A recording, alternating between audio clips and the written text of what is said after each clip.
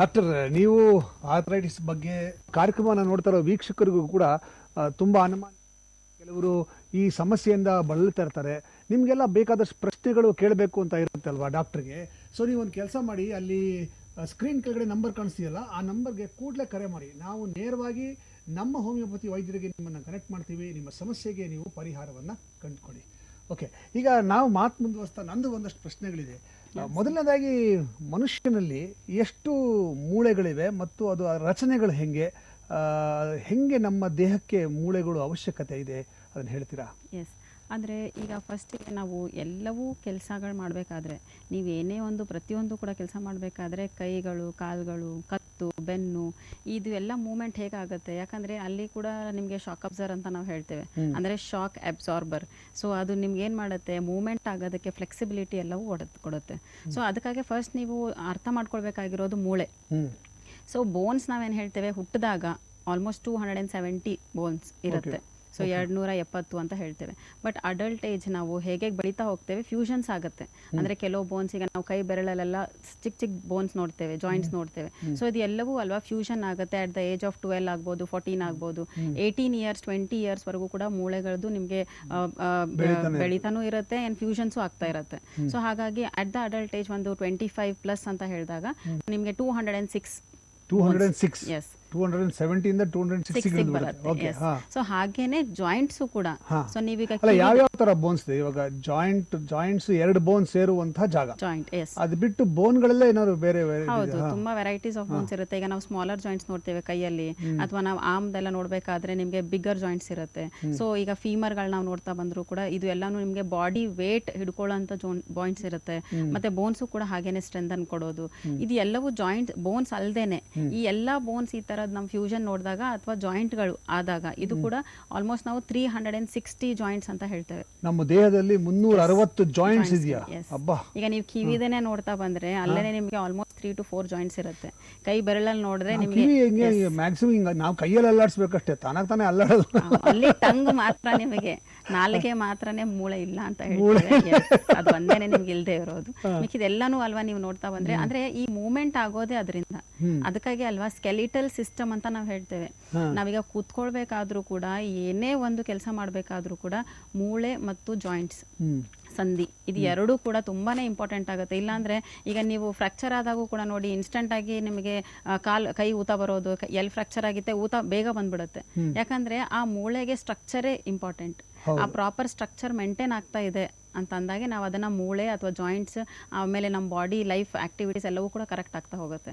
So ಈ ಜಾಯಿಂಟ್ಸ್ಗಳಲ್ಲಿ ಏನಾದರೂ inflammations ಆದರೆ ಅಥವಾ ಬೋನ್ಗಳಲ್ಲಿ ಇನ್ಫ್ಲಮೇಷನ್ಸ್ ಆದರೆ ಆವಾಗ ಕಾಯಿಲೆಗಳು ಸ್ಟಾರ್ಟ್ ಆಗೋದು. ಅದರಿಂದ ನಿಮಗೆ ಓಡಾಡುತ್ತೆ. ಅದಕ್ಕಾಗೇನೆ ಅಲ್ವಾ ಜಾಯಿಂಟ್ ಮತ್ತು ನಾವೀಗ ಆರ್ಥರೈಟಿಸೇ ಆಗಲಿ ಅಥವಾ ಬೋನ್ ಪ್ರಾಬ್ಲಮ್ಸೇ ತಗೊಳ್ಳಿ, ಒಂದ್ಸತಿ ಇನ್ಫ್ಲಮೇಷನ್ ಆಗಿದೆ ಅಂದರೆ ಮೂವ್ಮೆಂಟನ್ನೇ ರೆಸ್ಟ್ರಿಕ್ಟ್ ಮಾಡುತ್ತೆ.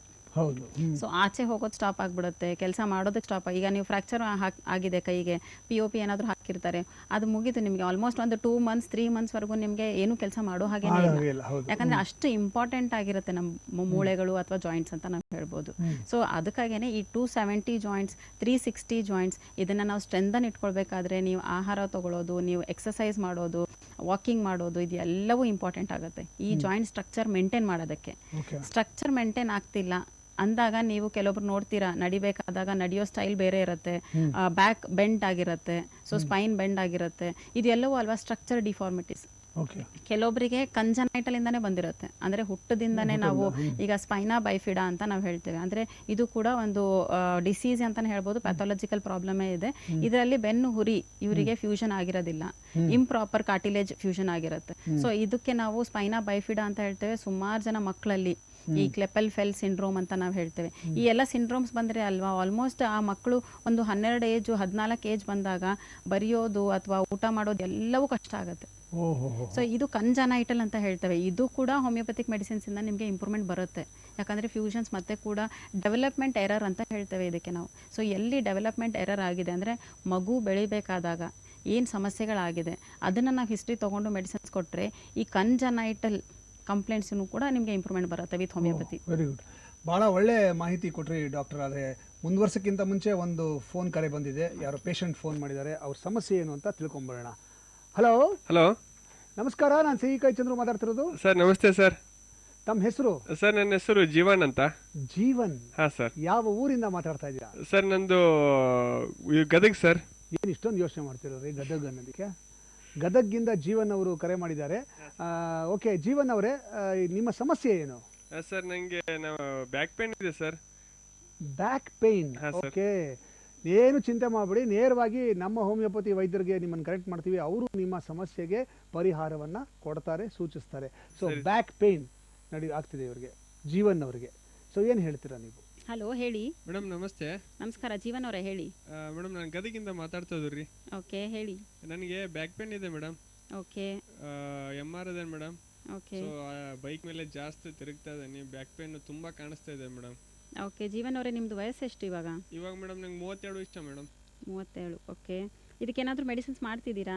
ಅಲೋಪತಿಯಲ್ಲಿ ಡಾಕ್ಟರ್ ಊರಲ್ಲಿ ತೋರಿಸಿದ್ದೇನೆ ಮೇಡಮ್. ಅವರು ಇಂಜೆಕ್ಷನ್ ಕೊಟ್ಟಿರ್ತಾರೆ, ಪೇನ್ ಕಿಲ್ಲರ್ ಕೊಟ್ಟಾಗ ಮಾತ್ರ ಸ್ವಲ್ಪ ಕಡಿಮೆ ಆಗುತ್ತೆ, ಮತ್ತೆ ರಾತ್ರಿ ಮಲ್ಕೊಳಕ್ಕಾಗಲ್ಲ, ಹೌದು ತುಂಬಾ ಪೇನ್ ಆಗುತ್ತೆ ಮೇಡಮ್. ಅದಕ್ಕೋಸ್ಕರ ಇದು ಪ್ರೋಗ್ರಾಮ್ ಬರ್ತಾ ಇತ್ತಲ್ಲ, ಹೌದು. ಸೊ ಇದನ್ನ ತುಂಬಾ ದಿನದಿಂದ ನೋಡ್ತಾ ಇದ್ದೆ.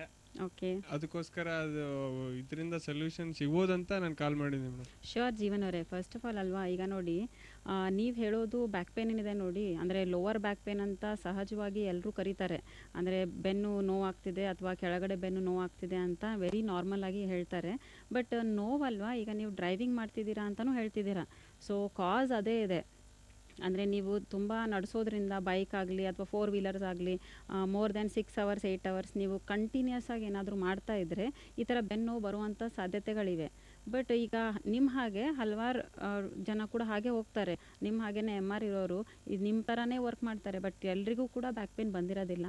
ಸೊ ನಿಮ್ಮಲ್ಲಿ ಏನು ಕಾರಣಕ್ಕೆ ಬರ್ತಿದೆ ಅದು ತುಂಬ ಮುಖ್ಯವಾಗಿರುತ್ತೆ. ಸೊ ಬ್ಯಾಕ್ ಪೇನ್ ಅಂತ ಹೇಳ್ತಿದ್ದೀರಾ, ನೋವು ಅಂತ ಹೇಳ್ತಿದ್ದೀರಾ, ನೋವಿಂದ ರಾತ್ರಿ ಹೊತ್ತು ನಿದ್ದೆ ಬರೋದಿಲ್ಲ, ಇದೆಲ್ಲವೂ ನಾವು ನಾರ್ಮಲ್ ಲಕ್ಷಣಗಳು ಅಂತ ಹೇಳ್ತೇವೆ. ಅಂದರೆ ಬ್ಯಾಕ್ ಪೇನ್ ಇರೋರಿಗೆ ಇದು ಕಾಮನ್ ಲಕ್ಷಣಗಳು ನಾವು ನೋಡೋದು. ಬಟ್ ಈ ಬ್ಯಾಕ್ ಪೇನ್ ಬರೋದು ನಿಮ್ಮ ಡಿಸ್ಕಲ್ಲಿ ಪ್ರಾಬ್ಲಮ್ ಇರೋದ್ರಿಂದ. ನಾವು ಬೆನ್ನು ಹುರಿ ಅಂತ ಏನು ಹೇಳ್ತೇವೆ, ಇದರಲ್ಲಿ ಸ್ಪೈನ್ ವರ್ಟಿಬ್ರಲ್ ಏನಿರುತ್ತೆ, ಈ ಮಧ್ಯದಲ್ಲಿ 2 ವರ್ಟಿಬ್ರ ನಡುವೆ ನಿಮಗೆ ಡಿಸ್ಕ್ ಅಂತ ಇರುತ್ತೆ. ಈ ಡಿಸ್ಕ್ ಅಲ್ವಾ ನಿಮಗೆ ಕುಷನ್ ಥರ ಕೆಲಸ ಮಾಡುತ್ತೆ. ಅಂದರೆ ನೀವು ಬೈಕ್ ನಡೆಸಬೇಕಾದಾಗ ಅಥವಾ ಕಾರಲ್ಲೂ ಕೂಡ ಕೂತ್ಕೊಂಡು ಲಾಂಗ್ ಅವರ್ಸ್ ಏನಾದರೂ ಜರ್ನಿ ಮಾಡಬೇಕಾದಾಗ ಈ ಕುಷನ್ ಥರದ್ದೇನು ಡಿಸ್ಕ್ ಇದೆ ಇದು ನಿಮಗೆ ಸಪೋರ್ಟಿವ್ ಆಗಿರುತ್ತೆ. ಸೊ ನೀವು ಲಾಂಗ್ ಸ್ಟ್ಯಾಂಡಿಂಗಿಂದ ತುಂಬ ವರ್ಷದಿಂದ ಈ ಥರದ್ದು ಕೆಲಸ ಮಾಡ್ತಿದ್ದೀರಾ ಅಂದರೆ ಈ ಡಿಸ್ಕಲ್ಲಿ ಪ್ರೊಲ್ಯಾಪ್ ಸ್ಟಾರ್ಟ್ ಆಗುತ್ತೆ, ಅಥವಾ ಹರ್ನಿಯೇಷನ್ ಅಂತ ಹೇಳ್ತೇವೆ, ಅಥವಾ ಡಿಸ್ಕ್ ಬಲ್ಜ್ ಅಂತ ಕಾಮನ್ ಆಗಿ ಕರೀತಾರೆ. ಸೊ ಇದನ್ನು ನಾವೀಗ ಕೆಲವೊಬ್ಬರಿಗೆ ಸ್ಲಿಪ್ ಡಿಸ್ಕ್ ಅಂತಲೂ ಹೇಳ್ತಾರೆ. ಸೊ ಅದಕ್ಕೆ ಯಾವ ಥರದ್ದು ನಿಮಗೆ ಡಿಸ್ಕ್ ಹೇಗಿದೆ ಅಂತ ನೋಡೋದಕ್ಕೆ ಎಕ್ಸ್ರೇ ಮತ್ತು MRI ಇರುತ್ತೆ. ಸೊ ನೀವು ಮಾಡಿಸಿಲ್ಲ ಅಂದರೆ ಒಂದ್ಸತಿ ಮಾಡಿಸಿ ಅದನ್ನು, ಇಲ್ಲ ಒಂದ್ಸತಿ ಬಂದು ಭೇಟಿ ಮಾಡಿ. ಹೋಮಿಯೋಪತಿಕ್ ಮೆಡಿಸಿನ್ಸಲ್ಲಿ ಈ ಡಿಸ್ಕ್ ಬಲ್ಜಿಂಗ್ ಕಡಿಮೆ ಆಗ್ತಾ ಬಂದರೆ ನರಗಳ ಕಾಂಪ್ರೆಷನ್ಸು ಕಡಿಮೆ ಆಗುತ್ತೆ, ನೋವು ಕಡಿಮೆ ಆಗುತ್ತೆ. ಆ್ಯಂಡ್ ನಿಮಗೆ ಆಕ್ಯುಪೇಷನ್ ಬಿಡಬೇಕು ಅಂತ ಹೇಳೋದಿಲ್ಲ, ಬಟ್ ಅದೇ ಆಕ್ಯುಪೇಷನಲ್ಲಿ ಇದ್ದು ಕೂಡ ನಿಮ್ಮ ಬೆನ್ನು ಮೂಳೆ ಹೇಗೆ ಸ್ಟ್ರೆಂತ್ ಇಟ್ಕೊಳ್ಬೇಕು ಅದು ತುಂಬ ಇಂಪಾರ್ಟೆಂಟ್. ಸೊ ಹಾಗಾಗಿ ಒಂದ್ಸತಿ ಬನ್ನಿ, ಕೆಲವೊಂದು ಟೆಸ್ಟು ಹೇಳ್ತೇನೆ, ಅದ್ರ ನಂತರ ಮೆಡಿಸಿನ್ ಸ್ಟಾರ್ಟ್ ಮಾಡಿ. ಬೆನ್ನು ನೋವು ಖಂಡಿತವಾಗೂ ಕಡಿಮೆ ಆಗುತ್ತೆ ನಿಮಗೆ. ಓಕೆ ಮೇಡಮ್, ಖಂಡಿತವಾಗಿ ಬಂದು ಮೀಟ್ ಆಗ್ತೀನಿ madam. Okay Jeevan, okay, thank you. ಗೊತ್ತಾಯ್ತಲ್ಲ ಜೀವನ್ ಅವರೇ ಏನು ಮಾಡಬೇಕು ಅಂತ? ಹಾಂ ಸರ್, ಗೊತ್ತಾಯ್ತು ಸರ್. ಅವ್ರು ಹೇಳಿದ ಅಡ್ವೈಸ್ನ ಫಾಲೋ ಮಾಡಿ. Okay sir. ನಿಮ್ಮ ಸಮಸ್ಯೆ ಖಂಡಿತವಾಗ್ಲೂ ಪರಿಹಾರ ಆಗುತ್ತೆ, ಆರೋಗ್ಯವಂತರಾಗಿರ್ತೀರಾ. ಓಕೆ, ಓಕೆ ಸರಿ sir, thank you Jeevan phone ಮಾಡಿದ್ದಕ್ಕೆ.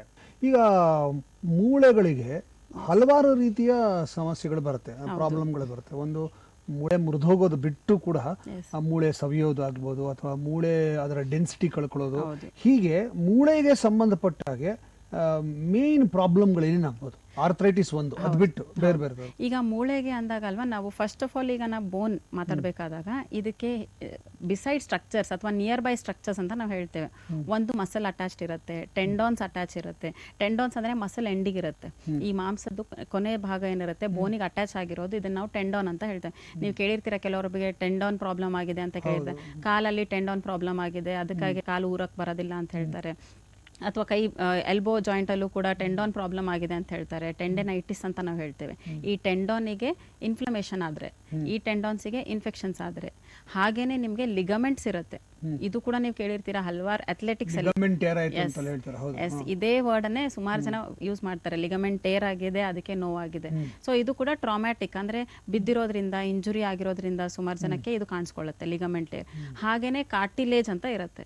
ಕಾರ್ಟಿಲೇಜ್ ಅಂತ ತುಂಬಾ ಕಡಿಮೆ ಕೇಳಿರೋದು ನೀವು, ಬಟ್ ಆಸ್ಟಿಯೋಆರ್ಥರೈಟಿಸ್ ನಾವು ಮಾತಾಡಬೇಕಾದ್ರೆ ಕಾರ್ಟಿಲೇಜೇ ಪ್ರಾಬ್ಲಮ್ ಆಗಿರೋದು. ಆಸ್ಟಿಯೋಆರ್ಥರೈಟಿಸ್ ಅಂದ್ರೆ ಈ ಏಜ್ ರಿಲೇಟೆಡ್ ಇರೋರಿಗೆ, ಅಂದ್ರೆ ಒಂದು 55-60 ನಂತರ ಏನು ಜಾಯಿಂಟ್ ಪೇನ್ ಅಂತ ಹೇಳ್ತಾರೆ, ಮಂಡಿ ನೋವಾಗಿದೆ ಅಂತ ಹೇಳ್ತಾರೆ, ಮಂಡಿ ಊತ ಬಂದಿದೆ ಅಂತ ಹೇಳ್ತಾರೆ. ಇದೆಲ್ಲವೂ ಕಾರ್ಟಿಲೇಜ್ ಪ್ರಾಬ್ಲಮ್ ಆಗ್ತಿರತ್ತೆ. ಕಾರ್ಟಿಲೇಜ್ ಅನ್ನೋದು ಮೂಳೆ ಮೇಲೆ ಒಂದು ಪದುರು ಅಷ್ಟೇ.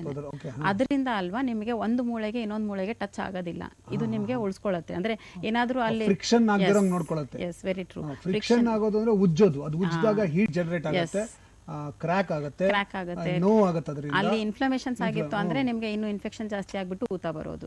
ಸೊ ಈ ಕಾರ್ಟಿಲೇಜ್ ಉಳಿಸ್ಕೊಳ್ಬೇಕು. ಅದ್ರ ಜೊತೆಗೆ ನಾವು ಲಿಗಮೆಂಟ್ಸ್, ಟೆಂಡಾನ್ಸ್ ಮತ್ತೆ ಈ ಮಸಲ್ ಆಕ್ಷನ್ಸ್ ಎಲ್ಲವೂ ಸರಿಯಾಗಿದ್ರೆ, ಅಥವಾ ನಾವೀಗ ಮಿನಿಸ್ಕಾಯ್ ಅಂತ ಹೇಳ್ತೇವೆ, ಈ ದೊಡ್ಡ ಮೂಳೆಗಳೇನಿವೆ, ಸೊ ಕಾಲದ್ದಾಗ್ಲಿ ಅಥವಾ ಸೊಂಟದಲ್ಲಿ ಹಿಪ್ ಬೋನ್ ಅಂತ ನಾವು ಹೇಳ್ತೇವೆ, ಇದೆಲ್ಲವೂ ದೊಡ್ಡ ಜಾಯಿಂಟ್ಸ್ ಆಗ್ಲಿ ದೊಡ್ಡ ಬೋನ್ಸ್ ಅಲ್ಲಿ ಏನಿದೆ, ಈ ಕಾರ್ಟಿಲೇಜಸ್ ಕೂಡ ಅದ್ರ ಜೊತೆಗೆ ನಮ್ಗೆ ಈ ಮಿನಿಸ್ಕಾಯ್ ಅಂತ ನಾವು ಹೇಳ್ತೇವೆ. ಮಿನಿಸ್ಕಾಯ್ ಅನ್ನೋದು ಕೂಡ ಹಾಗೇನೆ.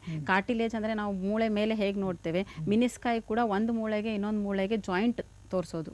ಸೊ ಒಂದು ಮೂಳೆಗೆ ಇನ್ನೊಂದು ಮೂಳೆಗೆ ಕರೆಕ್ಟ್ ಆಗಿರ್ಬೇಕಾದ್ರೆ ಇದು ಒಂದು ಕಪ್ ಲೈಕ್ ಇರುತ್ತೆ. ಸೊ ಅದು ಮಿನಿಸ್ಕೈ ಟೇರ್ ಅಂತಾನು ಹೇಳ್ತೇವೆ. ಅದಕ್ಕಾಗಿ ಸುಮಾರು ಜನ ಪೇಷಂಟ್ಸ್ ಅಲ್ಲಿ ಅಲ್ವಾ MRI ಮಾಡಿದಾಗೇನೆ ಗೊತ್ತಾಗುತ್ತೆ ನಿಮಗೆ ಕಾರ್ಟಿಲೇಜ್ ಟೇರ್ ಆಗಿದೆಯಾ ಅಥವಾ ಮಿನಿಸ್ಕೈಯಲ್ಲಿ ಪ್ರಾಬ್ಲಮ್ ಆಗಿದೆಯಾ ಅಂತ. MRI ರಿಪೋರ್ಟ್ಸ್ ಅಲ್ಲಿ ಇನ್ನೂ ಕ್ಲಿಯರ್ ಆಗುತ್ತೆ. ಯಾಕಂದ್ರೆ ಅದಕ್ಕೆ ಆದಂತ ಮೆಡಿಸಿನ್ಸ್ ಬೇರೆ ಬರುತ್ತೆ, ಅದಕ್ಕೆ ಆದಂತ ಎಕ್ಸಸೈಸಸ್ ಬೇರೆ ಬರುತ್ತೆ. ಈಗ ಕಾರ್ಟಿಲೇಜ್ ಟೇರ್ ಆಗೋರಿಗೆ ನೀವು ಸಡನ್ ಆಗಿ ವಾಕಿಂಗ್ ಮಾಡಿ ಅಂದ್ರೆ ಇನ್ನೂ ಟೇರ್ ಜಾಸ್ತಿ ಆಗ್ಬಿಡುತ್ತೆ. ಮಿನಿಸ್ಕೈ ಟೇರ್ ಇರೋರಿಗೆ ವಾಕಿಂಗ್ ಪ್ರಿಫರಬಲ್ ಇರುತ್ತೆ. ಸೊ ಹೀಗೆ ಎಕ್ಸಸೈಸಸ್ ಕೂಡ ಈ ಬೋನಿಗೆ ಯಾವ ಪಾರ್ಟಿಗೆ ಎಫೆಕ್ಟ್ ಆಗಿದೆ ಅಂತ ನೋಡ್ಬಿಟ್ಟು ಎಕ್ಸಸೈಸ್ ಮಾಡೋದು ಒಳ್ಳೇದು. ಈಗ ನೋವಿದೆ, ನಾನು ವಾಕ್ ಮಾಡಿದ್ರೆ ಸರಿ ಹೋಗುತ್ತೆ, ಸುಮಾರು ಜನಕ್ಕೆ ಹಾಗಿರುತ್ತೆ ತಲೆಯಲ್ಲಿ. ನೋವಿದೆ ಅಂತ ಒಂದು ವಾಕ್ ಮಾಡದೇ ಇರೋರು ಇದ್ದಾರೆ, ಇನ್ನೊಬ್ರು ನೋವಿದ್ರೂ ಕೂಡ ವಾಕಿಂಗ್ ಮಾಡೋದ್ರಿಂದ ನಮ್ಗೆ ಬಾಡಿ ವೇಟ್ ಕಡಿಮೆ ಆಗುತ್ತೆ, ಸೊ ನೋವು ಕಡಿಮೆ ಆಗುತ್ತೆ ಅಂತ ಅನ್ನೋ ಭಾವನೆಯಲ್ಲೂ ಕೂಡ ಇದ್ದಾರೆ. ಸೊ ವಾಕ್ ಮಾಡಬೇಕಾದ್ರೂ ಕೂಡ ಕೆಲವು ರೆಸ್ಟ್ರಿಕ್ಷನ್ಸ್ ಇರುತ್ತೆ. ಮಿನಿಸ್ಕೈ ಟೇರ್ ಆಗೋರಿಗೆ ನೀವು ವಾಕ್ ಸಡನ್ ಆಗಿ ಒಂದು 2 ಕಿಲೋಮೀಟರ್ಸ್ 1.5 ಕಿಲೋಮೀಟರ್ಸ್ ಎಲ್ಲ ವಾಕ್ ಮಾಡಿದ್ರೆ ಟೇರ್ ಇನ್ನೂ ಜಾಸ್ತಿ ಆಗ್ತಾ ಹೋಗುತ್ತೆ. ಅದಕ್ಕಾಗಿ ನೀ ಕ್ಯಾಪ್ಸ್ ಎಲ್ಲ ಹಾಕ್ತಾರೆ, ಅಂದ್ರೆ ಡಿಫಾರ್ಮಿಟೀಸ್ ಆಗಬಾರ್ದು ಅಂತ.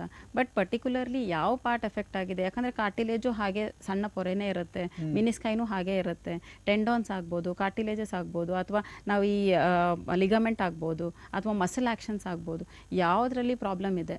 ಆ್ಯಂಡ್ ನೀವು ಹೇಳಿದಾಗೆ ಈ ಆರ್ಥ್ರೈಟಿಸ್ ಒಂದು ಸಮಸ್ಯೆ ಬಿಟ್ಟರೆ ನಾವು ಇನ್ನೊಂದೇನಂತಂದರೆ ಈ ಕಾಸಸ್ಸಲ್ಲಿ ನಾವು ನೋಡ್ತಾ ಬಂದರೆ, ಅಥವಾ ಮೂಳೆಗೆ ಯಾವ ಕಾರಣಕ್ಕೆ ಬೋನ್ ಪ್ರಾಬ್ಲಮ್ ಬರುತ್ತೆ ಅನ್ನೋದು ಮೇಜರ್ ಥಿಂಗ್ ನಾವು ಹೇಳೋದೇನೆ ಇನ್ಫೆಕ್ಷನ್ಸ್. ಸೊ ಸ್ಟ್ರೆಪ್ಟೋಕಾಕಲ್ ಇನ್ಫೆಕ್ಷನ್ಸ್ ಆಗ್ಬೋದು, ಸ್ಟೆಫೆಲೋಕಾಕಲ್ ಇನ್ಫೆಕ್ಷನ್ಸ್ ಆಗ್ಬೋದು, ವೈರಲ್ ಇನ್ಫೆಕ್ಷನ್ಸ್ ಆಗ್ಬೋದು. ಇತ್ತೀಚೆಗೆ ನೀವು ಕೇಳಿರ್ತೀರ ಸುಮಾರು ಕಡೆ ಎಲ್ಲ ಕಡೆನೂ ಚಿಕನ್ ಗುನ್ಯಾ ಆಗ್ಬೋದು, ಟೈಫಾಯ್ಡ್ ಅಂತ ಕಾಯಿಲೆ ಜಾಸ್ತಿ ಆಯಿತು, ಆಮೇಲೆ ಡೆಂಗು ಫೀವರ್ ಜಾಸ್ತಿ ಆಗಿದೆ. ಸೊ ಇದರಲ್ಲೂ ಕೂಡ ಎಫೆಕ್ಟ್ ಆಗೋದೇ ಮೂಳೆಗೆ. ಸೊ ಜಾಯಿಂಟ್ಸನ್ನೇ ಅದಕ್ಕಾಗಿ ನೀವು ಚಿಕನ್ ಗುನ್ಯಾ ಪೇಷಂಟ್ಸ್ ಎಲ್ಲೂ ಕೂಡ ನೋಡಿ, ಡೆಂಗು ಪೇಷಂಟ್ಸ್ ನೋಡಿ, ಡೆಂಗು ಬರೋದು ನಿಮಗೆ ಬೈ ಮಾಸ್ಕಿಟೋ ಬೋನ್, ಅಂದರೆ ನಿಮಗೆ ಸೊಳ್ಳೆಯಿಂದ ಈ ಕಾಯಿಲೆ ಬರುತ್ತೆ, ಬಟ್ ಎಫೆಕ್ಟ್ ಮಾಡೋದು ಮೂಳೆಗೇನೆ. ಫಸ್ಟ್ ಈ ಇನ್ಫೆಕ್ಷನ್ ಸ್ಪ್ರೆಡ್ ಆಗೋದೇ ನಿಮಗೆ ಮೂಳೆಗೆ ಮತ್ತು ಜಾಯಿಂಟ್ಸಿಗೆ. ಸೊ ಜಾಯಿಂಟಲ್ಲಿ ಇನ್ಫೆಕ್ಷನ್ ಜಾಸ್ತಿ ಆಗುತ್ತೆ. ಈ ಮಾಸ್ಕಿಟೋ ಬೋನ್ ಡಿಸೀಸಸ್ ಏನಿದೆ, ಚಿಕನ್ ಗುನ್ಯಾ ಆಗ್ಬೋದು ಅಥವಾ ಡೆಂಗು ಆಗ್ಬೋದು, ಇದೆಲ್ಲವೂ ಅಲ್ವಾ ನಿಮಗೆ ಇನ್ಫೆಕ್ಷನ್ ಬ್ಲಡ್ ಮೂಲಕ ಹೋಗ್ಬಿಟ್ಟು ಮೂಳೆಗೆನೆ ತಲುಪಿಸುತ್ತೆ. ಸೊ ಇದನ್ನು ನಾವು ನಾರ್ಮಲ್ ಇನ್ಫೆಕ್ಷನ್ಸ್ ಅಂತ ಹೇಳ್ತೇವೆ. ನೀವು ಕೇಳಿರ್ತೀರಾ ಪೋಸ್ಟ್ ವೈರಲ್ ಆರ್ಥರೈಟಿಸ್ ಅಂತ ಕೇಳಿರ್ತೀರಾ, ವೈರಲ್ ಆರ್ಥರೈಟಿಸ್ ಅಂತ ಕೇಳಿರ್ತೀರಾ. ಸೊ ವೈರಸ್ ಹೋಗಿದೆ ಅಲ್ಲಿ ಇನ್ಫೆಕ್ಷನ್ ಕ್ರಿಯೇಟ್ ಮಾಡುತ್ತೆ, ಅದು ವೈರಲ್ ಆರ್ಥರೈಟಿಸ್. ಆ್ಯಂಡ್ ಮ್ಯಾಕ್ಸಿಮಮ್ ನೋಡಿ ನಿಮಗೆ ಯಾವ ಇನ್ಫೆಕ್ಷನ್ಸ್ ಆದರೂ ಅಲ್ವಾ ಬ್ಲಡ್ಡಲ್ಲಿ ಹೋಗಿದ ತಕ್ಷಣ ಮೂಳೆಗೇನೆ ಎಫೆಕ್ಟ್ ಮಾಡುತ್ತೆ. ಯಾಕಂದರೆ ನಮ್ಮ ಬಾಡಿ ಸ್ಟೇಬಲ್ ಆಗಿರೋದು, ಸ್ಟ್ರಕ್ಚರ್ ನಾರ್ಮಲ್ ಆಗಿ ಇಟ್ಕೊಳ್ಳೋದೇ ಮೂಳೆ. ಸೊ ಹಾಗಾಗಿ ಅಲ್ವಾ ಯಾವುದೇ ನೀವು ಸೆಲ್ಸ್ ತಗೊಳ್ಳಿ, ಆಚೆಯಿಂದ ನೀವೇನೇ ಆಂಟಿಜನ್ ಹೋಗಲಿ ಬಾಡಿ ಒಳಗಡೆ, ಕ್ಯಾನ್ಸರ್ ಸೆಲ್ಸು ತಗೊಳ್ಳಿ, ಫಸ್ಟ್ ಎಫೆಕ್ಟ್ ಮಾಡೋದು ಲಿಂಫ್ ನೋಡ್ಸಿಗೆ. ಅಂತಂದರೆ ಯಾವುದು ಹೋರಾಡುತ್ತೆ ನೋಡಿ ಬಾಡಿನಲ್ಲಿ, ಅದನ್ನೇ ಫಸ್ಟ್ ಅಟ್ಯಾಕ್ ಮಾಡುತ್ತೆ. ಅಂದರೆ ಸೋಲ್ಜರ್ ಸೆಲ್ಸ್ ಏನಿರುತ್ತೆ, ಸೊ ನಮ್ಮನ್ನು ಬಾಡಿ ಕಾಪಾಡೋ ಸೆಲ್ಸ್ ಏನಿದೆ ಅದನ್ನೇ ಫಸ್ಟ್ ಹೋಗಿ ಅಟ್ಯಾಕ್ ಮಾಡೋದು. ಸೊ ಮೂಳೆ ಜಾಯಿಂಟು ಹಾಗೇನೆ. ಓಕೆ, ಇನ್ನೊಂದು ಕಾಲರ್ ಇದೆ ನೋಡೋಣ. ಹಲೋ. ಹಲೋ ಸರ್, ನಮಸ್ಕಾರ. ನಾನು ಸಿಹಿ ಕೈ ಚಂದ್ರು ಮಾತಾಡ್ತಿರೋದು. ನಮಸ್ತೆ ಸರ್. ನಿಮ್ಮ ಹೆಸರೇನ್ರಿ? ನಮ್ಮ ಹೆಸರು ಸುಜಾತ ಅಂತ ಸರ್. ಸುಜಾತ, ಯಾವ ಊರಿಂದ ಫೋನ್ ಮಾಡಿದ್ದೀರಾ? ತಮಿಳ್ನಾಡಿಂದ ಸರ್. ತಮಿಳ್ನಾಡಿಂದ? ಹೌದು ಸರ್. ಫ್ಯಾಂಟಾಸ್ಟಿಕ್. ಸುಜಾತ ಅವರೇ, ಕನ್ನಡದವರು, ತಮಿಳ್ನಾಡಲ್ಲಿ ಸೆಟ್ಲ್ ಆಗಿದ್ದೀರಾ, ಸಂತೋಷ. ಹೇಳಿ ನಿಮ್ಮ ಸಮಸ್ಯೆ ಏನು? ಸರ್, ನಮಗೆ 3 ವರ್ಷದಿಂದ ಇದು ಬ್ಯಾಕ್ ಶೋಲ್ಡರ್ ಪೇಯ್ನು ಅದೆಲ್ಲ ಆಗ್ತಿದೆ. ಪಾತ್ರೆ ವಾಶ್ ಮಾಡೋಕ್ಕೆ ಮತ್ತು ಬಟ್ಟೆ ವಾಶ್ ಮಾಡೋಕ್ಕೆಲ್ಲ ಆಗಲ್ಲ ಸರ್. ಓಹೋ ಹೋ ಹೋ ಹೋ ಹೋ. ಓಕೆ, ನೀವೇನು ವರಿ ಮಾಡಬೇಡಿ. ನಿಮ್ಮ ಸಮಸ್ಯೆನ ನೇರವಾಗಿ ನಮ್ಮ ಹೋಮಿಯೋಪತಿ ವೈದ್ಯರಿಗೆ ಹೇಳ್ತೀನಿ, ಅವರು ಏನು ಪರಿಹಾರ ಕೊಡ್ತಾರೆ ಕೇಳೋಣ. Okay okay sir. ಸೊ ಇವರಿಗೆ ಶೋಲ್ಡರ್ ಪೇನ್ ಇದೆ, ಕೆಲಸ ಮಾಡೋಕ್ಕಾಗ್ತಾಯಿಲ್ಲ, ಬ್ಯಾಕ್ ಪೇನ್ ಬರ್ತಾ ಇದೆ. ಸೊ ಇವ್ರಿಗೆ ನೀವೇನು ಹೇಳ್ತೀರಾ? ಹಲೋ. ಹಲೋ, ನಮಸ್ತೆ ಮ್ಯಾಮ್. ನಮಸ್ಕಾರ ಅಮ್ಮ ಸುಜಾತ ಅವರೇ, ಹೇಳಿ. ಡಾಕ್ಟರ್, ನನಗೆ ಹೇಳಿ ಅಮ್ಮ ಸುಜಾತ. ನನಗೆ 2 ವರ್ಷದಿಂದ ಶೋಲ್ಡರ್ ಪೇಯ್ನು ಮತ್ತು ಏನು ಕೆಲಸ ಮಾಡೋಕ್ಕಾಗಲ್ಲ, ಬಟ್ಟೆ ವಾಶ್ ಮಾಡೋಕ್ಕೆ ಮತ್ತು ಪಾತ್ರೆ ವಾಶ್ ಮಾಡೋಕ್ಕೆ ಅದೆಲ್ಲ ಆಗಲ್ಲ, ತುಂಬ ಪೇಯ್ನ್ ಆಗ್ತಿದೆ. ಓಕೆ ನಾನು ಆಲೋಪತಿಯಲ್ಲಿ ತೋರಿಸಿದ್ದೆ, ಮೆಡಿಸಿನ್ ಎಲ್ಲ ಕೊಟ್ಟರು. ಅದು ಮೆಡಿಸಿನ್ ತೊಗೊಳಾಗ ಮಾತ್ರ ಸ್ವಲ್ಪ ಪರವಾಗಿಲ್ಲ, ಮತ್ತೆ ಅದು ಸ್ಟಾರ್ಟ್ ಆಗುತ್ತೆ ಮೇಡಮ್. ಓಕೆ ಅಮ್ಮ, ನಿಮ್ದು ವಯಸ್ಸು ಎಷ್ಟಮ್ಮ ಸುಜಾತ? ಈಗ ಏಜ್ ಎಷ್ಟಿದೆ ಅಮ್ಮ ನಿಮ್ಮದು? 30 ಮ್ಯಾಮ್. ಓಕೆ ಅಮ್ಮ. ಸುಜಾತ ಅವರೇ, ಫಸ್ಟ್ ಆಫ್ ಆಲ್ ಅಲ್ವಾ, ನೀವು ಈಗ ಮೂಳೆ ನೋವು ಇರಲಿ ಅಥವಾ ಜಾಯಿಂಟ್ ಪೇನೇ ಇರಲಿ, ನೀವು ಮೆಡಿಸಿನ್ಸ್ ಮಾಡ್ತಿರೋದು ನೋವಿಗೆ. ಈಗ ನೀವು ಹೇಳಿದ್ರಲ್ವಾ ನೋವಿನ ಮಾತ್ರೆ ತೊಗೊಳ್ತಿದ್ದೀನಿ ಅಂತ, ಒಳ್ಳೇದು ತೊಗೊಳ್ತಿದ್ದೀರಾ, ಬಟ್ ಅದು ನೋವು ಕಡಿಮೆ ಮಾಡುತ್ತೆ ಅಷ್ಟೇ. ಸೊ ಆ ಟೈಮಿಗೆ ನಿಮಗೆ ಕಂಫರ್ಟ್ ಕೊಡುತ್ತೆ, ನೀವು ಕೆಲಸ ಮಾಡೋಕ್ಕಾಗ್ತಿಲ್ಲ ನೋವಿಂದ. ಸೊ ನೋವಿನ ಮಾತ್ರೆ ತೊಗೊಂಡಾಗ ನೋವು ಕಡಿಮೆ ಆಗುತ್ತೆ, ಕೆಲಸ ಮಾಡಬಹುದು. ಬಟ್ ಇದಕ್ಕೆ ಶಾಶ್ವತವಾಗಿ ಹೋಗಬೇಕಾದ್ರೆ ನಿಮ್ಮ ಶೋಲ್ಡರ್ ಜಾಯಿಂಟ್ಸ್, ಅಂದರೆ ಜಾಯಿಂಟಲ್ಲಿ ಎಲ್ಲಿ ನಿಮಗೆ ನೋವು ಬರ್ತಿದೆ, ಅದು ಏನು ಕಾರಣಕ್ಕೆ ಬರ್ತಿದೆ ಅಂತ ನೋಡ್ಕೊಳ್ಬೇಕು. ಸೊ ಮುಂಚೆ ನಿಮಗೆ ಏನಾದರೂ ಚಿಕನ್ ಗುನ್ಯಾ ಆಗ್ಬೋದು, ಅಥವಾ ಈ ಡೆಂಗು ಫೀವರ್ಸ್ ಆಗ್ಬೋದು, ಅಥವಾ ಎನಿಥಿಂಗ್ ಪೋಸ್ಟ್ ವೈರಲ್ ಆರ್ಥರೈಟಿಸ್ ಅಂತ ನಾವು ಹೇಳ್ತೇವೆ, ವೈರಲ್ ಆರ್ಥರೈಟಿಸ್ ಅಂತ ನಾವು ಹೇಳ್ತೇವೆ. ಆರ್ಥರೈಟಿಸ್ ಅಂದಾಗ ಈ ಜಾಯಿಂಟಲ್ಲಿ ನಿಮಗೆ ಇನ್ಫ್ಲಮೇಷನ್ ಆಗೋದು, ಇನ್ಫೆಕ್ಷನ್ಸ್ಗಳಿಂದ ಆಗ್ಬೋದು. ಸೊ ಏನು ರೀಸನಿಗೆ ಆಗ್ತಿದೆ, ನಿಮ್ಮ ಬ್ಲಡ್ ಟೆಸ್ಟ್ ಮಾಡಿದಾಗೂ ಕೂಡ ಇದು ಕ್ಲಿಯರಾಗಿ ಗೊತ್ತಾಗುತ್ತೆ, ಇನ್ಫೆಕ್ಷನ್ಸ್ ಎಷ್ಟು ರೀತಿ ಇದೆ ಮತ್ತು ನಿಮಗೆ ಯಾವ ಕಾರಣಕ್ಕೆ ಬರ್ತಿದೆ ಅಂತಲೂ ಗೊತ್ತಾಗುತ್ತೆ ಸುಜಾತ ಅವರೇ. ಸೊ ನೀವು ಇದಕ್ಕೆ ಬ್ಲಡ್ ಟೆಸ್ಟು ಮಾಡಬೇಕು, ಮತ್ತು ಒಂದು ಎಕ್ಸ್ರೇ ಕೂಡ ಬೇಕಾಗುತ್ತೆ ಅಮ್ಮ. ಈ ಎಕ್ಸ್ರೇ ಮಾಡಿದಾಗ ನಿಮಗೆ ಒಳಗಡೆ ಇನ್ಫ್ಲಮೇಷನ್ ತೋರಿಸುತ್ತೆ, ಒಳಗಡೆ ಏನಾದರೂ ನಿಮಗೆ ರಪ್ಚರ್ ಆಗಿರೋದು, ಅಥವಾ ನಾವು ಲಿಗಮೆಂಟ್ಸ್ ಅಂತ ಹೇಳ್ತೇವೆ, ಕಾರ್ಟಿಲೇಜ್ ಅಂತ ಹೇಳ್ತೇವೆ, ಇದಕ್ಕೇನಾದರೂ ಇನ್ಫೆಕ್ಷನ್ಸ್ ಇದೆಯಾ, ಟೇರ್ ಆಗಿದೆಯಾ, ಇದು ಎಲ್ಲವೂ ನಿಮಗೆ ಎಕ್ಸ್ರೇ ರಿಪೋರ್ಟ್ಸಲ್ಲಿ ಬರುತ್ತೆ, MRI ರಿಪೋರ್ಟ್ಸಲ್ಲಿ ಬರುತ್ತೆ. ಅದು ಅಲ್ಲದೆ ಬ್ಲಡ್ ರಿಪೋರ್ಟು ಕೂಡ ಇಂಪಾರ್ಟೆಂಟ್ ಇದೆ. ಈ ಎಲ್ಲ ಇನ್ಫೆಕ್ಷನ್ಸ್ಗಳು ಕಡಿಮೆ ಆಗ್ತಾ ಬಂದರೆ ನಿಮಗೆ ನೋವು ಖಂಡಿತವಾಗೂ ಕೂಡ ಕಡಿಮೆ ಆಗುತ್ತೆ ಅಮ್ಮ. ಸೊ ಹಾಗಾಗಿ ಹೋಮಿಯೋಪತಿಕ್ ಮೆಡಿಸಿನ್ಸ್ ಹೆಲ್ಪ್ ಮಾಡೋದು ಈ ನೋವುಗಳು ಕಡಿಮೆ ಮಾಡೋದು ಅಲ್ಲದೆ, ನಿಮಗೆ ಮೂಲ ಕಾರಣ ಏನಿದೆ ಅದಕ್ಕೆ ಇನ್ಫೆಕ್ಷನ್ಸ್ಗಳಿದ್ದರೆ, ಇನ್ಫೆಕ್ಷನ್ ಕಡಿಮೆ ಆದ್ರೇ ನಿಮಗೆ ನೋವು ಕಡಿಮೆ ಆಗೋದು. ಸೊ ಹಾಗಾಗಿ ಒಂದ್ಸತಿ ಬಂದು ಭೇಟಿ ಮಾಡಿ ಅಮ್ಮ. ಹೋಮಿಯೋಪತಿಕ್ ಮೆಡಿಸಿನ್ಸಿಂದ ನಿಮ್ಮ ಬಾಡಿ ಇಮ್ಯುನಿಟಿ ಇಂಪ್ರೂವ್ ಆಗ್ತಾ ಬರುತ್ತೆ. ನೀವು ಹೇಳೋ ಹಾಗೆ ಈಗ ಮಲ್ಗೋದಕ್ಕೆ, ಕೆಲಸ ಮಾಡೋಕ್ಕಾಗ್ತಿಲ್ಲ ಅಂತ ಹೇಳ್ತಿದ್ದೀರಾ, ಇದೆಲ್ಲವೂ ಸರಿ ಹೋಗಬೇಕಾದ್ರೆ ನಿಮಗೆ ಟೆಂಪ್ರವರಿ ರಿಲೀಫ್ ಅಲ್ಲ, ಪರ್ಮನೆಂಟಾಗಿ ನಿಮಗೆ ಕ್ಲಿಯರ್ ಆಗಬೇಕಾದ್ರೆ ಇನ್ಫೆಕ್ಷನ್ಸ್ಗಳು ಕಡಿಮೆ ಆಗ್ತಾ ಬರಬೇಕು, ನಿಮ್ಮ ಮೂಳೆ ಸ್ಟ್ರೆಂತ್ ಇಂಪ್ರೂವ್ ಆಗ್ತಾ ಬರಬೇಕು. ಸೊ ಹೋಮಿಯೋಪತಿಕ್ ಮೆಡಿಸಿನ್ಸ್ ಇದಕ್ಕೆ ಹೆಲ್ಪ್ ಮಾಡುತ್ತೆ ಅಮ್ಮ. ಸೊ ಒಂದ್ಸತಿ ಬಂದು ಮೀಟ್ ಆಗಿ ಅಮ್ಮ ಸುಜಾತ ಅವರೇ, ನಿಮ್ಗೆ ಖಂಡಿತವಾಗ್ಲೂ ರಿಸಲ್ಟ್ಸು ಕೂಡ ಸಿಗುತ್ತೆ. ಸರಿ madam. Okay madam.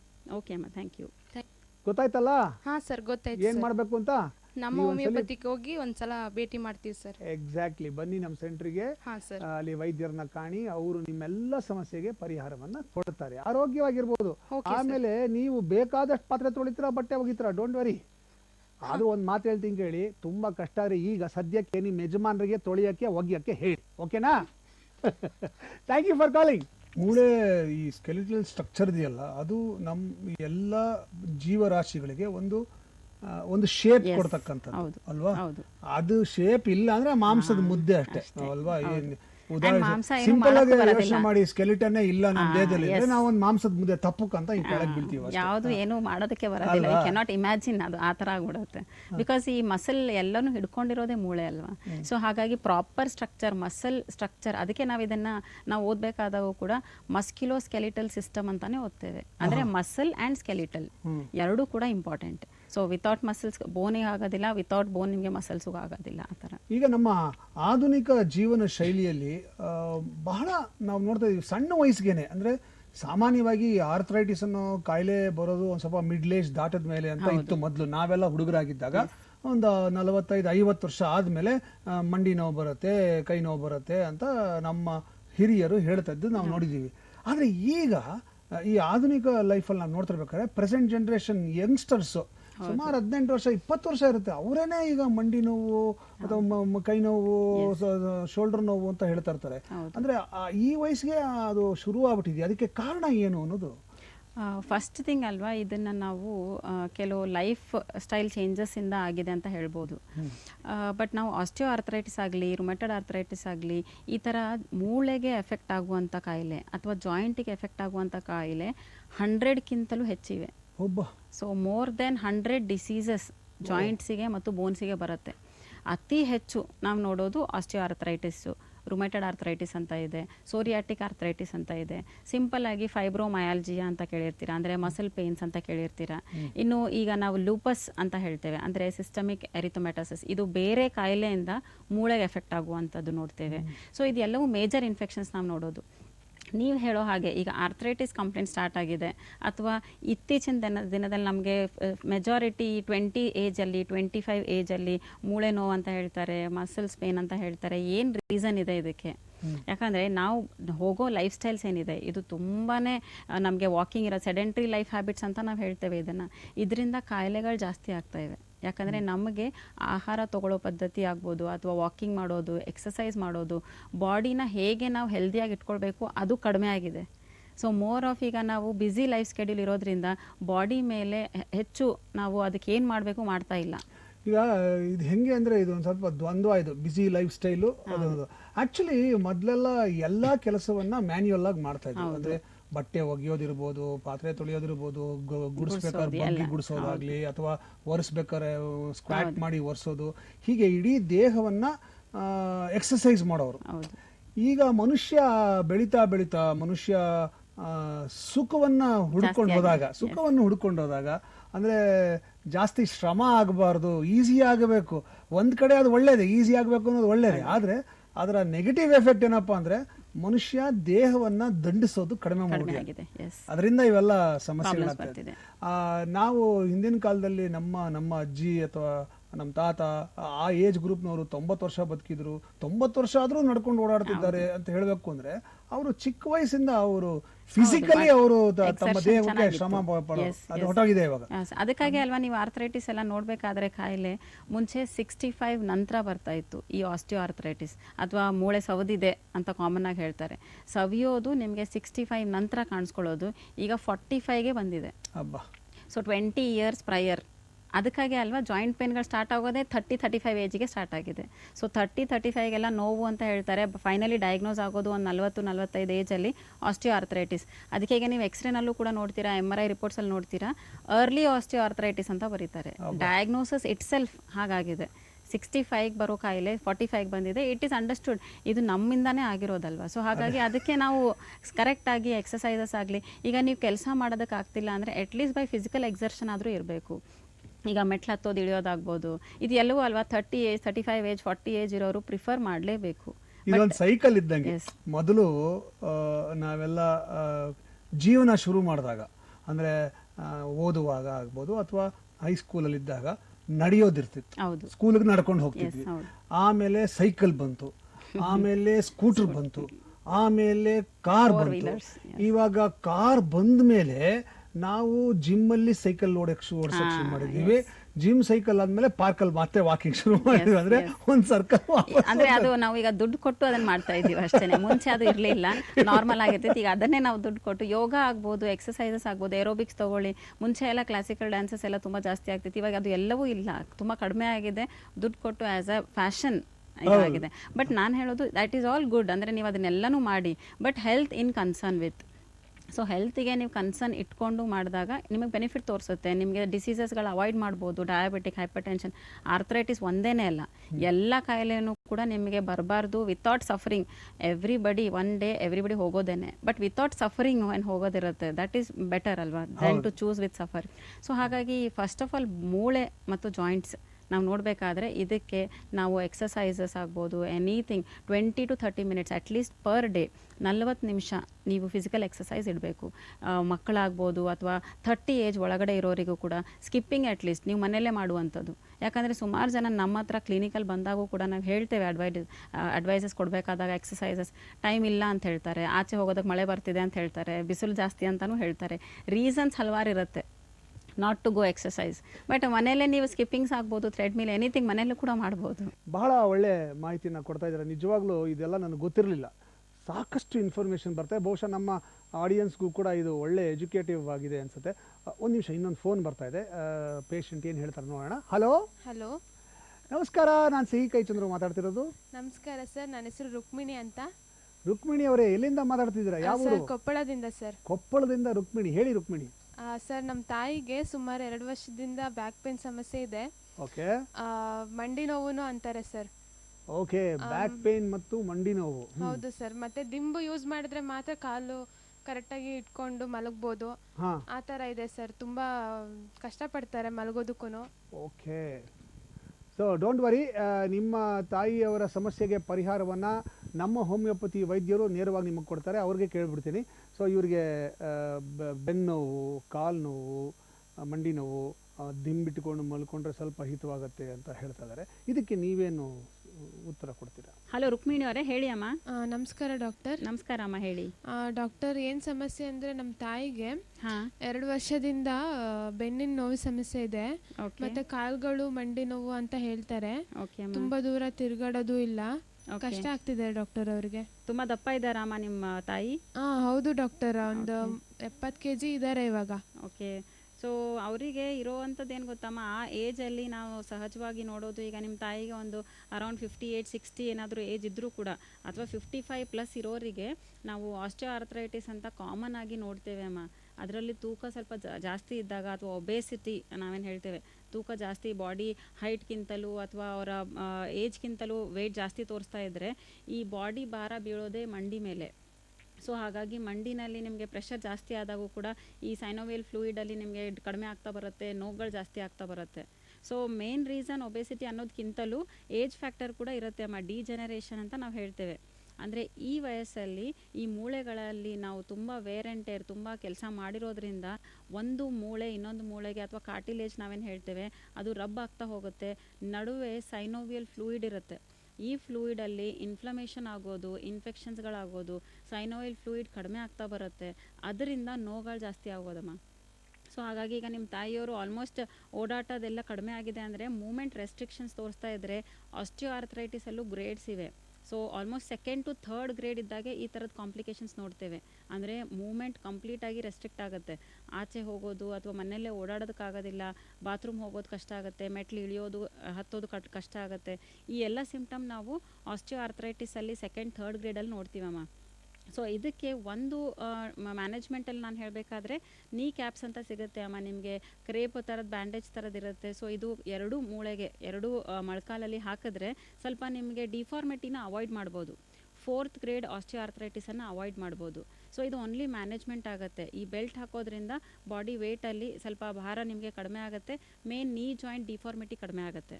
But homeopathic medicines ಕೊಡಿಸಿ ಅಮ್ಮ ಅವರಿಗೆ, ಮೆಡಿಸಿನ್ಸಲ್ಲಿ ಸೈನೋವಿಯಲ್ ಫ್ಲೂಯಿಡ್ ಇನ್ಫೆಕ್ಷನ್ಸ್ ಕಡಿಮೆ ಆಗ್ತಾ ಬರುತ್ತೆ, ಮತ್ತು ಇದು ಮೂಮೆಂಟ್ ಸ್ಟ್ರೆಂತ್ ಕೊಡೋದಕ್ಕೆ ಇನ್ನೂ ಹೆಲ್ಪ್ ಆಗ್ತಾ ಬರುತ್ತೆ. ಹೊರಗಡೆ ಆಚೆ ನೀವು ಕ್ಯಾಲ್ಶಿಯಂ ಮೆಡಿಸಿನ್ಸ್ ತೊಗೊಳೋದೇನಾದರೂ ಇದ್ದರೂ ಕೂಡ ಸ್ಟಾಪ್ ಮಾಡಿ, ಅದರಿಂದ ಸೈಡ್ ಎಫೆಕ್ಟ್ ಜಾಸ್ತಿ ಆಗುತ್ತೆ. ಸೊ ಹಾಗಾಗಿ ಒಂದ್ಸತಿ ಕರ್ಕೊಂಬನ್ನಿ ಅಮ್ಮ, ಮೆಡಿಸಿನ್ಸ್ ನಾನು ಸ್ಟಾರ್ಟ್ ಮಾಡ್ತೇನೆ, ಇಂಪ್ರೂವ್ಮೆಂಟು ಕೂಡ ನೋಡ್ತೀರಾ. ಖಂಡಿತ ಡಾಕ್ಟರ್. ಓಕೆ ಅಮ್ಮ, ಥ್ಯಾಂಕ್ ಯು ಡಾಕ್ಟರ್. ಗೊತ್ತಾಯ್ತಲ್ವಾ ರುಕ್ಮಿಣಿ ಅವರೇ ಹಾಂ ಸರ್, ಏನು ಮಾಡಬೇಕು ಅಂತ?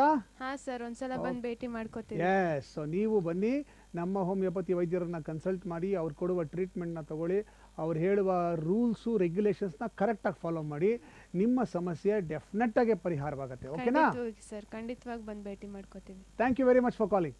ಹೇಳಿದ್ರು ಮನೆಯಲ್ಲೇ ಮಾಡ್ಬೋದು ಅಂತ ಹೇಳಿದ್ರೆ, ಅದಕ್ಕೆ ಒಂದು ಒಳ್ಳೆ ಇನ್ಸಿಡೆಂಟ್ ಹೇಳ್ತೀನಿ. ಏನಂದರೆ ಲೀಲಾವತಿ ಅಂತ ನಮ್ಮ ಹಿರಿಯ ಕಲಾವಿದರಿದ್ದಾರಲ್ಲ, ನಾನು ಅವ್ರಿಗೆ ಇಂಟರ್ವ್ಯೂ ಮಾಡೋಕ್ಕೆ ಹೋಗಿದ್ದೆ.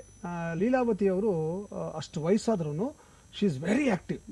ನಾನು ಕೇಳಿದೆ, ಏನು ನಿಮ್ಮ ಇಷ್ಟು ಆ್ಯಕ್ಟಿವ್ ಇದಕ್ಕೆ ಸೀಕ್ರೆಟ್ ಏನು ಅಂತ ಕೇಳಿದೆ. ಅವರು ಭಾಳ ಚೆನ್ನಾಗಿ ಹೇಳಿದ್ರು, ನಾನು ಮನೆಯಲ್ಲಿ ನನ್ನ ರೂಮಲ್ಲಿ ನಡೀತೀನಿ ಅಂದರು. ನಾನು ಏನಮ್ಮ ಹಿಂಗೆ ಹೇಳ್ತಿದ್ದೀರಾ ಅಂದೆ. ಅವರು ಪ್ರತಿನಿತ್ಯ ತಪ್ಪದಿರ ಅವರ ಬೆಡ್ರೂಮಲ್ಲೇ ಸುಮಾರು 3.5 hours ವಾಕ್ ಮಾಡ್ತಾನೆ ಇರ್ತಾರಂತೆ. ಅದು 8 ಆಕಾರದಲ್ಲಿ ಮಾಡ್ತಿರ್ತಾರೆ, ಎಕ್ಸ್ಪ್ಲೈನ್ ಮಾಡಿದ್ರು. ಬಟ್ ಎನಿವೆ, ನಾನು ಹೇಳೋದೇನೆಂದರೆ, ನಾವು ಎಷ್ಟು ದುಡ್ಡು ಸಂಪಾದನೆ ಮಾಡೋದ್ರಲ್ಲಿ ಸುಖದ ಹಿಂದೆ ಎಷ್ಟು ಬಿದ್ದಿದ್ದೀವಿ ಅಂದರೆ, ನಾವು ಏನೇನೋ ಕಾರಣಗಳನ್ನ ಕೊಡ್ತೀವಿ ದೇಹದನ್ನ ದಂಡಿಸ್ತಿರೋದಕ್ಕೆ.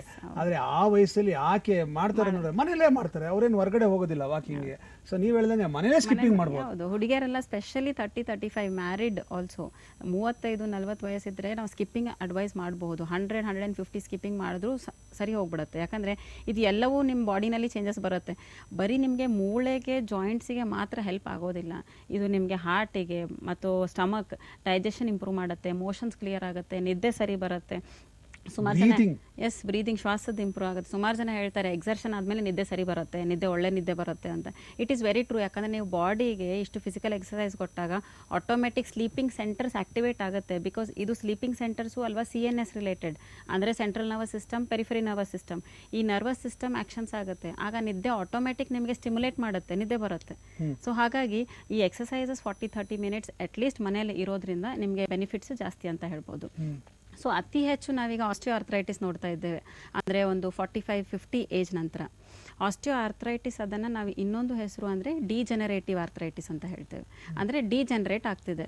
ಈಗ ಹೇಗೆ ಏಜ್ ಮೂಲಕವಾಗಿ ನಮಗೆ ಕಾಯಿಲೆಗಳು ಬರೋದು, ಅಥವಾ ಈಗ ನೀವು ಒಂದು 45-50 ನಂತರ ನಮಗೆ ವೈಟ್ ಹೇರ್ ಬರುತ್ತೆ, ಅಥವಾ ಡೈಜೆಷನ್ ಪುವರ್ ಆಗುತ್ತೆ. ಮುಂಚೆ ನಾವು 4 ಚಪಾತಿ ತಿನ್ನೋದು ಈಗ 2 ಚಪಾತಿಗೆ ಬಂದಿದೆ.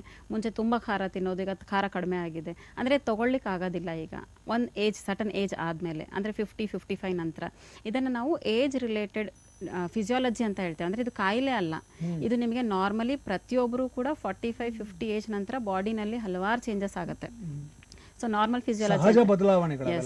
ಸೊ ಇದನ್ನು ಅಂದರೆ ಅದಕ್ಕೆ ನಾವು ಹಾರ್ಮೋನ್ಸ್ ಕಂಪ್ಲೇಂಟ್ಸು ಇರ್ಬೋದು, ಅಥವಾ ಎಂಜೈಮ್ಸಿಂದ ಆಗ್ಬೋದು. ಸೊ ಈ ಥರದ ಫಿಸಿಯಾಲಜಿಕಲ್ ಚೇಂಜಸ್ ನೋಡ್ತೀರಾ, ಆಗ ಈ ಜಾಯಿಂಟ್ ಪೇನು ಕೂಡ ಬರೋದು ಆಸ್ಟಿಯೋಆರ್ಥರೈಟಿಸ್. ಸೊ ಮೂಳೆ ಸವಿಯೋದು ಇಟ್ ಈಸ್ ಇರ್ರಿವರ್ಸಿಬಲ್ ಪ್ಯಾಥಾಲಜಿ ಅಂತ ಹೇಳ್ತೇವೆ. ಸೊ ಹೇಗೆ ನೀವು ವೈಟ್ ಹೇರ್ ಬಂದಿದ್ದನ್ನು ನೀವು ಬ್ಲ್ಯಾಕ್ ಮಾಡೋದಕ್ಕಾಗೋದಿಲ್ಲ ನ್ಯಾಚುರಲ್ ವೇನಲ್ಲಿ, ಅಪಾರ್ಟ್ ಫ್ರಮ್ ಆರ್ಟಿಫಿಷಿಯಲ್ ಡೈಯಿಂಗ್ ಬಿಟ್ರೆ. ಸೊ ನೀವು ವೈಟ್ ಹೇರಿಗೆ ಬ್ಲ್ಯಾಕ್ ಮಾಡೋ ಹಾಗೆ ಇಲ್ಲ, ಅಥವಾ ಕ್ಯಾಟ್ರಾಕ್ಟ್ ಬಂದಿರುತ್ತೆ, ದೃಷ್ಟಿ ಕಡಿಮೆ ಆಗ್ತಾ ಬರುತ್ತೆ, ಇದನ್ನು ನೀವು ರಿವರ್ಸ್ ಮಾಡೋದು ಕಷ್ಟ. ಹಾಗೇನೆ ಆಸ್ಟಿಯೋಆರ್ಥರೈಟಿಸ್ ಇದು ಕೂಡ ಏಜ್ ರಿಲೇಟೆಡ್ ಡಿಸೀಸ್.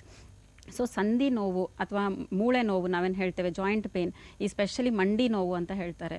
ಸುಮಾರು ಜನ ನೀವು ಫ್ಯಾಮಿಲೀಸಲ್ಲಿ ನೋಡ್ಕೊಳ್ಳಿ ಅಥವಾ ರಿಲೇಟಿವ್ಸಲ್ಲಿ ನೋಡಿ, ಎಲ್ಲರೂ ಕಡೆ ಎಲ್ಲೇ ಹೋದರೂ ಕೂಡ ನಿಮಗೆ ಈ 60 ಏಜ್ ಇರೋರಿಗೆ ನೋಡಿದ್ರೆ ಎಲ್ಲರೂ ಕೂಡ ಇದೇ ಸಮಸ್ಯೆ ಇರುತ್ತೆ. ಮಂಡಿ ನೋವಿದೆ, ನಡೆಯೋದು ಕಷ್ಟ, ಕಾಲು ಊತ ಇದೆ, ಕೆಳಗಡೆ ಕೂತ್ಕೊಂಡ್ರೆ ನಿಂತ್ಕೊಳ್ಳಿಕ್ಕೆ ಬರೋದಿಲ್ಲ. ಹಾಗಾಗಿನೇ ಈಗ ಎಲ್ಲ ಟಾಯ್ಲೆಟ್ಸು ಕೂಡ ಚೇಂಜ್ ಮಾಡ್ತಿದ್ದಾರೆ, ವೆಸ್ಟರ್ನ್ ಟಾಯ್ಲೆಟ್ಸ್ ಮೋರ್ ಯೂಸ್ ಮಾಡ್ತಾರೆ. ಯಾಕಂದರೆ ಇದು ಮಂಡಿ ಜಾಯಿಂಟ್ಸ್ ಪೇನ್ ಬರೋದು ಈ ಸಟನ್ ಏಜಲ್ಲೇ. ಸೊ 65 ಏಜ್ ನಂತರ ಆಸ್ಟಿಯೋಆರ್ಥರೈಟಿಸ್ ಕಾಣಿಸ್ಕೊಳ್ಳುತ್ತೆ, ಏಜ್ ರಿಲೇಟೆಡ್ ಆರ್ಥರೈಟಿಸ್. ಇದರಲ್ಲಿ ಆಗೋದೇನೆಂದರೆ ನಿಮಗೆ 2 ಜಾಯಿಂಟ್ ನಡುವೆ ಸೈನೋವಿಯಲ್ ಫ್ಲೂಯಿಡ್ ಅಂತ ನಾವು ಹೇಳ್ತೇವೆ, ಅಥವಾ ಈ ಜೆಲ್ ಅಂತ ನಾರ್ಮಲಾಗಿ ಹೇಳ್ತಾರೆ.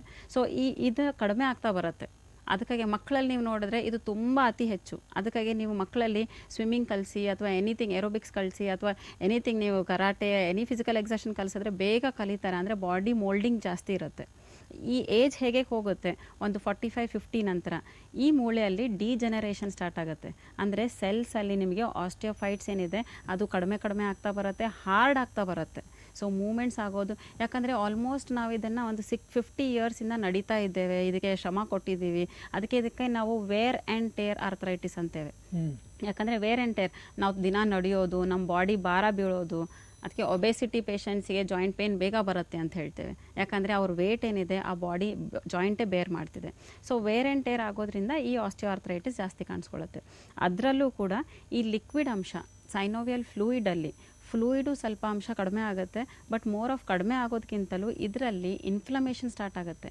ಇನ್ಫ್ಲಮೇಷನ್ ಅನ್ನೋದೇನೆಂದರೆ ಇನ್ಫೆಕ್ಷನ್ಸಿಂದ ಆಗ್ಬೋದು, ಹೊರಗಡೆ ಬಿದ್ದು ಏಟಿಂದ ಆಗ್ಬೋದು, ಅಥವಾ ಹಳೇದೇನಾದರೂ ಕಾಯಿಲೆಗಳಿವೆ ಅಂದರೆ ಜಾಯಿಂಟ್ ಪೇನ್ಸ್ ಇದು ರಿಲೇಟೆಡ್. ಮುಂಚೆ ಏನೋ ಚಿಕನ್ ಗುನ್ಯಾ ಬಂದಿತ್ತು 10 ಇಯರ್ಸ್ ಬ್ಯಾಕ್, 15 ಇಯರ್ಸ್ ಬ್ಯಾಕ್ ಅವರಿಗೆ ಜಾಯಿಂಟಿಸ್ ಆಗಿತ್ತು ಅಥವಾ ಟೈಫಾಯ್ಡ್ ಆಗಿತ್ತು, ಯಾವುದೋ ಒಂದು ಹಳೆ ಇನ್ಫೆಕ್ಷನ್ಸ್. ಅದರಿಂದ ಈ ಇನ್ಫೆಕ್ಷನ್ಸಲ್ಲೂ ಕೂಡ ನಿಮಗೆ ಸೈನೋವಿಯಲ್ ಫ್ಲೂಯಿಡ್ ಇನ್ಫ್ಲಮೇಷನ್ ಸ್ಟಾರ್ಟ್ ಆಗಿದೆ. ಸೊ ಎಲ್ಲೇ ಇನ್ಫ್ಲಮೇಷನ್ ಸ್ಟಾರ್ಟ್ ಆಗ್ತಿದೆ ಆ ಜಾಯಿಂಟ್ ನಿಮಗೆ ರೆಡ್ನೆಸ್ ಕಾಣಿಸ್ಕೊಳ್ಳುತ್ತೆ, ಕೆಂಪಾಗಿರುತ್ತೆ, ಊತ ಇರುತ್ತೆ, ರೆಸ್ಟ್ರಿಕ್ಷನ್ಸ್ ಆಗುತ್ತೆ ಮೂಮೆಂಟ್ಸ್. ಸೊ ಕಾಲು ನೀಡಿದ್ರೆ ಬೆಂಡ್ ಮಾಡೋಕ್ಕೆ ಬರೋದಿಲ್ಲ, ಬೆಂಡ್ ಮಾಡಿದ್ರೆ ನೀಡೋಕ್ಕೆ ಬರೋದಿಲ್ಲ, ಅಥವಾ ಕೆಳಗಡೆ ಕೂತ್ಕೊಂಡ್ರೆ ಮೇಲೆ ಹೇಳ್ಬೇಕಾದ್ರೆ ಕಂಪಲ್ಸರಿ ಸಪೋರ್ಟ್ ಬೇಕು, ಇಬ್ಬರು ಹಿಡ್ಕೊಂಡೇ ಎಬ್ಬಿಸ್ಬೇಕು. ಇಲ್ಲ ಮೋಷನ್ಸಿಗೆ ಹೋದರೆ ಅಥವಾ ಬಾತ್ರೂಮ್ಸ್ ಯೂಸ್ ಮಾಡಿದಾಗೂ ಕೂಡ ಸಪೋರ್ಟ್ ಇಟ್ಕೊಂಡೇ ಹೇಳ್ತಾರೆ. ಸೊ ಇದು ಎಲ್ಲವೂ ಅಲ್ವಾ ಈ ಏಜಲ್ಲಿ ಸ್ಟಾರ್ಟ್ ಆಗುತ್ತೆ ಆಸ್ಟಿಯೋಆರ್ಥರೈಟಿಸ್. ಹೋಮಿಯೋಪತಿನಲ್ಲಿ ಈ ಇರ್ರಿವರ್ಸಿಬಲ್ ಪ್ಯಾಥಾಲಜಿಗೂ ಕೂಡ ಅಟ್ಲೀಸ್ಟ್ ನಿಮಗೆ ಟೆಂಪ್ರರಿ ರಿಲೀಫ್, ಅಂದರೆ ಈ ಡೇ ಟು ಡೇ ಆ್ಯಕ್ಟಿವಿಟೀಸ್ ಮಾಡುವಂಥ ಏನೇನಿದೆ, ಕೂತ್ಕೊಳ್ಳೋದು, ನಿಂತ್ಕೊಳ್ಳೋದು, ಓಡಾಡೋದು, ಇದು ಎಲ್ಲದರಲ್ಲೂ ಕೂಡ ಬೆನಿಫಿಟ್ ಬರುತ್ತೆ ವಿತೌಟ್ ಎನಿ ಪೇನ್ ಕಿಲ್ಲರ್ಸ್. ಇನ್ನೊಂದು ಕಾಲ್ ಇದೆ, ಅವರು ಏನು ಹೇಳ್ತಾರೆ ಕೇಳೋಣ. ಹಲೋ ಹಲೋ, ನಮಸ್ಕಾರ, ನಾನು ಸಿ ಕೈ ಚಂದ್ರು ಮಾತಾಡ್ತಿರೋದು. ಸರ್ ನಮಸ್ಕಾರ ಸರ್. ನಿಮ್ಮ ಹೆಸರು? ನಮ್ಮ ಹೆಸರು ಬಸವನಗೌಡ ಪಾಟೀಲ್. ಬಸವನಗೌಡ ಪಾಟೀಲ್, ಯಾವ ಊರಿಂದ? ಕೂಡ್ಲಿಗಿಂದ ಸರ್. ಓ, ಕೂಡ್ಲಿಗಿಂದ. ಹೇಳಿ ಬಸವನಗೌಡ ಪಾಟೀಲ್. ಸರ್ ನಮಗೆ ಮಂಡಿ ನೋವತ್ತಕತ್ತಿದ್ರಿ, ಹಾಂ, ಭಾಳ ತೊಂದರೆ ಆಗ್ತೈತ್ರಿ. ಚಿಂತೆ ಮಾಡಬೇಡ್ರಿ, ನಮ್ಮ ಹೋಮಿಯೋಪತಿ ವೈದ್ಯರು ನಿಮ್ಮ ಸಮಸ್ಯೆಗೆ ಪರಿಹಾರವನ್ನು ಕೊಡ್ತಾರೆ. ನೇರವಾಗಿ ಅವ್ರಿಗೆ ಪ್ರಶ್ನೆ ಕೇಳ್ಬಿಡ್ತೀನಿ ನೋಡಿ. ಬಸವನಗೌಡ ಪಾಟೀಲ್ ಅಂತ, ಅವರಿಗೆ ಮಂಡಿ ನೋವು ಅಂತ ಇದ್ದಾರೆ. ಈ ಮಂಡಿ ನೋವು again it's case of arthritis. ಇವ್ರಿಗೇನು ನೀವು ಸಜೆಷನ್ ಮಾಡ್ತೀರಾ? ಹಲೋ ಪಾಟೀಲ್ ಅವರೇ, ಹೇಳಿ. ಮೇಡಮು, ನಮಗೆ ಡಾಕ್ಟ್ರೆ, ನಮಗೆ ಒಂದು ಮಂಡಿ ನೋವು, ಇಂಬಡಿ ನೋವು, ಓಕೆ, ನಮಗೆ ಭಾಳ ನೋವು ಬರ್ತೈತ್ರಿ. ಓಕೆ ಪಾಟೀಲ್ ಅವರೇ, ನಿಮ್ಮದು ವಯಸ್ಸೆಷ್ಟೀಗ? 52 ಡಾಕ್ಟ್ರೆ. ಓಕೆ ಓಕೆ, ನೋವಿಗೆ ಏನಾದರೂ ಮಾತ್ರೆ ಮಾಡ್ತಿದ್ದೀರಾ? ದವಾಖಾನಿಗೆ ಹೋಗಿದ್ರಿ, ಹಾಂ, ಮುಲಾಮ್ ಕೊಟ್ಟಿದ್ರು.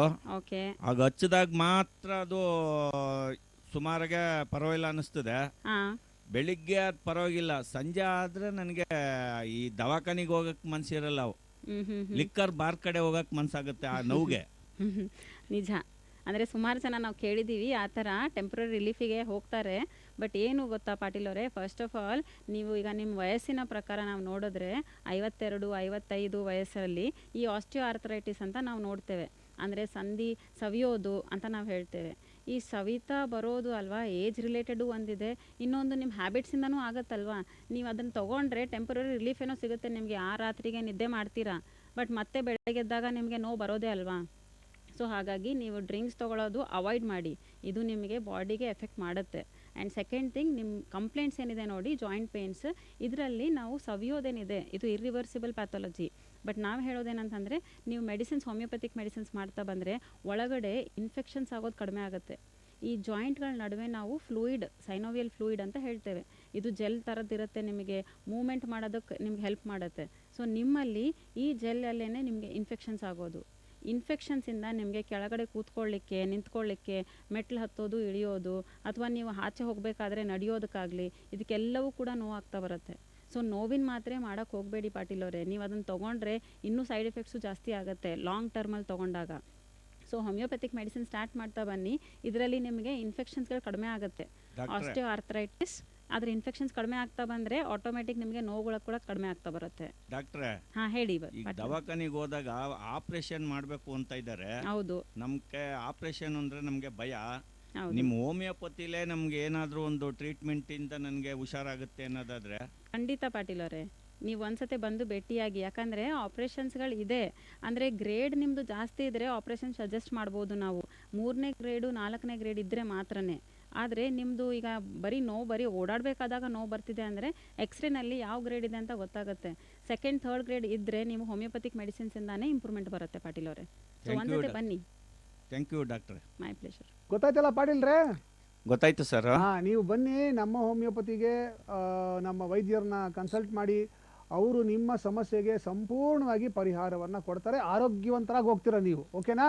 Okay sir, thank you. Thank you call ಮಾಡಿದ್ದಕ್ಕೆ. ಒಬ್ಬರು ಆರ್ಥರೈಟಿಸ್ ನರಳ್ತಾ ಇದ್ದಾರೆ, ಎಸ್, ನೀವು ಅವರಿಗೆ ಈ ಫ್ಲೂಯಿಡ್ ಕಡಿಮೆ ಆಗಿದೆ ಅನ್ನೋದು ಡಯಾಗ್ನೈಸ್ ಮಾಡ್ತೀರಾ. ಓಕೆ, ನಮ್ಮ ಹೋಮಿಯೋಪತಿಯಲ್ಲಿ ಆ ಥರ ಸಮಸ್ಯೆ ಇರೋರಿಗೆ ನೀವು ಕೊಡುವ ಔಷಧಿಗಳಿಂದ ಆ ಫ್ಲೂಯಿಡ್ ಉತ್ಪತ್ತಿ ಆಗುವಂಥ ಔಷಧಿಗಳು ಕೊಡ್ತೀರಾ ಅನ್ನೋದು ಪ್ರಶ್ನೆ. ಫ್ಲೂಯಿಡ್ ಉತ್ಪತ್ತಿ ಅನ್ನೋದಕ್ಕಿಂತಲೂ ಈ ಫ್ಲೂಯಿಡಲ್ಲಿ ಇನ್ಫ್ಲಮೇಷನ್ ಆಗಿರುತ್ತೆ, ಇನ್ಫೆಕ್ಷನ್ಸ್ ಆಗಿರುತ್ತೆ. ಅದಕ್ಕೆ ನಾವು ಸೈನೋವೈಟಿಸ್ ಅಂತ ಹೇಳ್ತೇವೆ, ಆಸ್ಟಿಯೋ ಆರ್ಥರೈಟಿಸ್ ಅಂತ ಹೇಳ್ತೇವೆ. ಎಲ್ಲೆಲ್ಲ ಐಟಿಸ್ ನೋಡ್ತೀರಾ ಅದು ಎಲ್ಲವೂ ಇನ್ಫ್ಲಮೇಷನ್. ಸೊ ಇನ್ಫ್ಲಮೇಷನ್ ಆಗ್ತಿದೆ. ಆ ಇನ್ಫ್ಲಮೇಷನ್ ಏನಕ್ಕೆ ಆಗ್ತಿದೆ, ಅದು ಇನ್ಫೆಕ್ಷನ್ಗಳ ಕಾರಣ ಇರಬಹುದು. ಸೊ ಇನ್ಫ್ಲಮೇಷನ್ ಅಂದಾಗ ರೆಡ್ನೆಸ್ ಇರುತ್ತೆ, ತುಂಬ ಬಿಸಿ ಇರುತ್ತೆ ಮುಟ್ಟಿದಾಗ.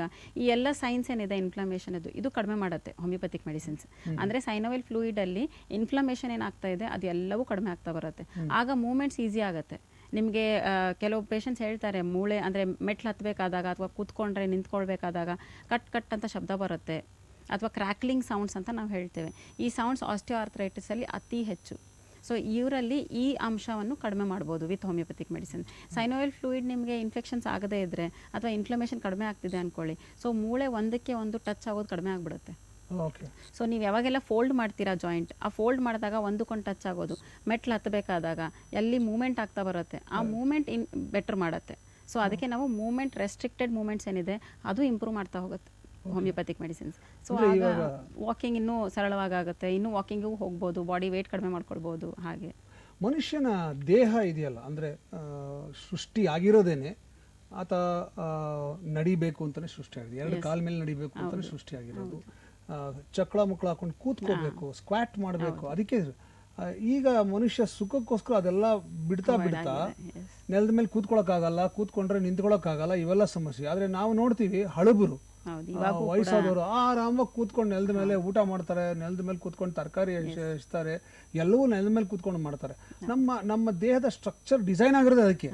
ನಾವು ಸುಖದ ಹಿಂದೆ ಓಡ್ತಾ ಇವೆಲ್ಲವನ್ನ ಬಿಡ್ತಾ ಇದೀವಿ. ಅಂದರೆ ತಾತ್ಪರ್ಯ ಏನಪ್ಪ ಅಂದರೆ, ಸುಖ ಹಿಂದೆ ಹೋದಾಗ ನಿಜವಾಗ್ಲೂ ಸುಖ ಸಿಗಲ್ಲ. ಸುಖ ಇದ್ದ ಕಡೆ ಆರೋಗ್ಯ ಇರಲ್ಲ, ಆರೋಗ್ಯ ಇದ್ದ ಕಡೆ ನಿಜವಾಗ್ಲೂ ಸುಖ ಇರೋದಿಲ್ಲ. ಓಕೆ, ಸ್ವಲ್ಪ ಕಷ್ಟಪಡಬೇಕು. ಯಾವುದು ರುಚಿಯಾಗಿರುತ್ತೋ ಊಟಕ್ಕೆ ಅದು ಆರೋಗ್ಯಕ್ಕೆ ಒಳ್ಳೇದಲ್ಲ, ಯಾವುದು ರುಚಿಯಾಗಿರಲ್ವೋ ಅದು ಆರೋಗ್ಯಕ್ಕೆ ತುಂಬ ಒಳ್ಳೇದು.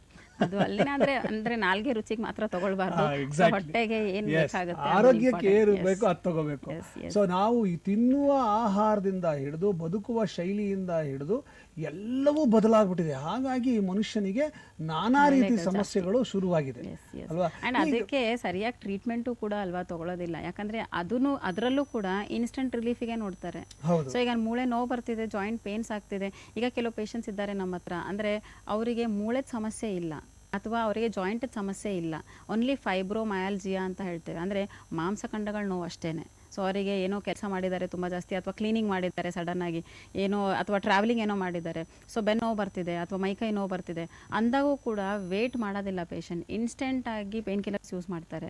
ಒಂದು ದಿನಕ್ಕೆ 3 ಪೇನ್ ಕಿಲ್ಲರ್ ಆಗ್ಬೋದು, ಅಥವಾ ಒಂದು 5 ಡೇಸ್ಗೆ ಪೇನ್ ಕಿಲ್ಲರ್ಸ್ ಯೂಸ್ ಮಾಡ್ತಾರೆ. ಸೊ ಇದರಿಂದ ಅಲ್ವಾ ನಿಮ್ಮ ಬಾಡಿನಲ್ಲಿರೋ ಆ್ಯಂಟಿಬಾಡಿ ಆ್ಯಕ್ಷನ್ಸೇ ಕಡಿಮೆ ಮಾಡ್ತೀರಾ. ಯಾಕಂದರೆ ಬಾಡಿನಲ್ಲಿ ಸ್ಟಿರಾಯ್ಡ್ ಅಂಶ ಇದೆ, ಅಂದರೆ ನಮ್ಮ ಲಿವರ್ ಏನಿದೆ ಸ್ಟಿರಾಯ್ಡ್ ಪ್ರೊಡಕ್ಷನ್ ಮಾಡುತ್ತೆ. ನೋವುಗಳೇನು ಬರ್ತಾ ಇದೆ, ಈ ನೋವು ಕಡಿಮೆ ಮಾಡೋದಕ್ಕೆ ಲಿವರ್ ಹೆಲ್ಪ್ ಮಾಡುತ್ತೆ, ಸ್ಟಿರಾಯ್ಡ್ ಉತ್ಪತ್ತಿ ಮಾಡುತ್ತೆ, ಅದರಿಂದ ನೋವು ಕಡಿಮೆ ಆಗುತ್ತೆ. ಅದಕ್ಕೂ ಕೂಡ ವೆಯ್ಟ್ ಮಾಡೋದಿಲ್ಲ, ಇನ್ಸ್ಟೆಂಟಾಗಿ ಮೆಡಿಸಿನ್ಸ್ ತೊಗೊಂಡ್ಬಿಡ್ತಾರೆ. ಸೊ ಆಗೇನು ಮಾಡುತ್ತೆ, ನಮ್ಮ ಬಾಡಿ ಹೊರಗಡೆಯಿಂದ ಬರಬೇಕಾದಾಗ ಒಳಗಡೆ ಕೆಲಸ ಮಾಡೋದಿಲ್ಲ. ಯಾಕಂದರೆ ಹೊರಗಡೆಯಿಂದ ಆಚೆಯಿಂದ ಆಲ್ರೆಡಿ ಅದೇ ಅದೇ ಮಾಡ್ಲಿ, ನಾನು ಯಾಕೆ ಮಾಡ್ಬೇಕು? ಮಾಡೋದು ಕಡಿಮೆ ಮಾಡುತ್ತೆ. ಇಟ್ ಈಸ್ ವೆರಿ ಟ್ರೂ, ಈ ಥರ ಆಗುತ್ತೆ. ನಾನು ಯಾಕೆ ಮಾಡಬೇಕು ಸುಮ್ಮನಿರುತ್ತೆ. ಅದಕ್ಕೆ ಅಲ್ಲ ಸುಮಾರು ಜನ ಮಕ್ಕಳೆಲ್ಲ ನೋಡಿ ನೀವು, ಈಗ ಆಂಟಿಬಯೋಟಿಕ್ ಏನು ತೊಗೊಳ್ತಾರೆ, ಒಂದು 3-6 ಮಂತ್ಸ್ ಆಗಿದ್ಮೇಲೆ ಆ ಆಂಟಿಬಯೋಟಿಕ್ ಕೆಲಸ ಮಾಡೋದಿಲ್ಲ, ಅದಕ್ಕಿಂತಲೂ ಹೈಯರ್ ಆಂಟಿಬಯೋಟಿಕ್ಸೇ ಬೇಕು. ಪೇನ್ ಕಿಲ್ಲರಲ್ಲೂ ಕೂಡ ಹಾಗೆ, ಮುಂಚೆ ಒಂದು ಸಿಂಪಲ್ ಪೇನ್ ಕಿಲ್ಲರ್ ತೊಗೊಂಡ್ರೆ ಕಡಿಮೆ ಆಗ್ತಿತ್ತು, ಈಗ ಅದ್ರ ಡಬಲ್ ಡೋಸ್ ತೊಗೊಂಡ್ರೆ ಕಡಿಮೆ ಆಗುತ್ತೆ ಅಂತ ಪೇಷಂಟ್ಸೇ ಹೇಳ್ತಾರೆ. ಯಾಕಂದರೆ ಇದನ್ನು ನೀವು ಬಾಡಿಗೆ ಅಡ್ಯಾಪ್ಟ್ ಮಾಡಿರೋದು. ಸೊ ಹಾಗಾಗಿ ಇದನ್ನು ಅವಾಯ್ಡ್ ಮಾಡಬೇಕು.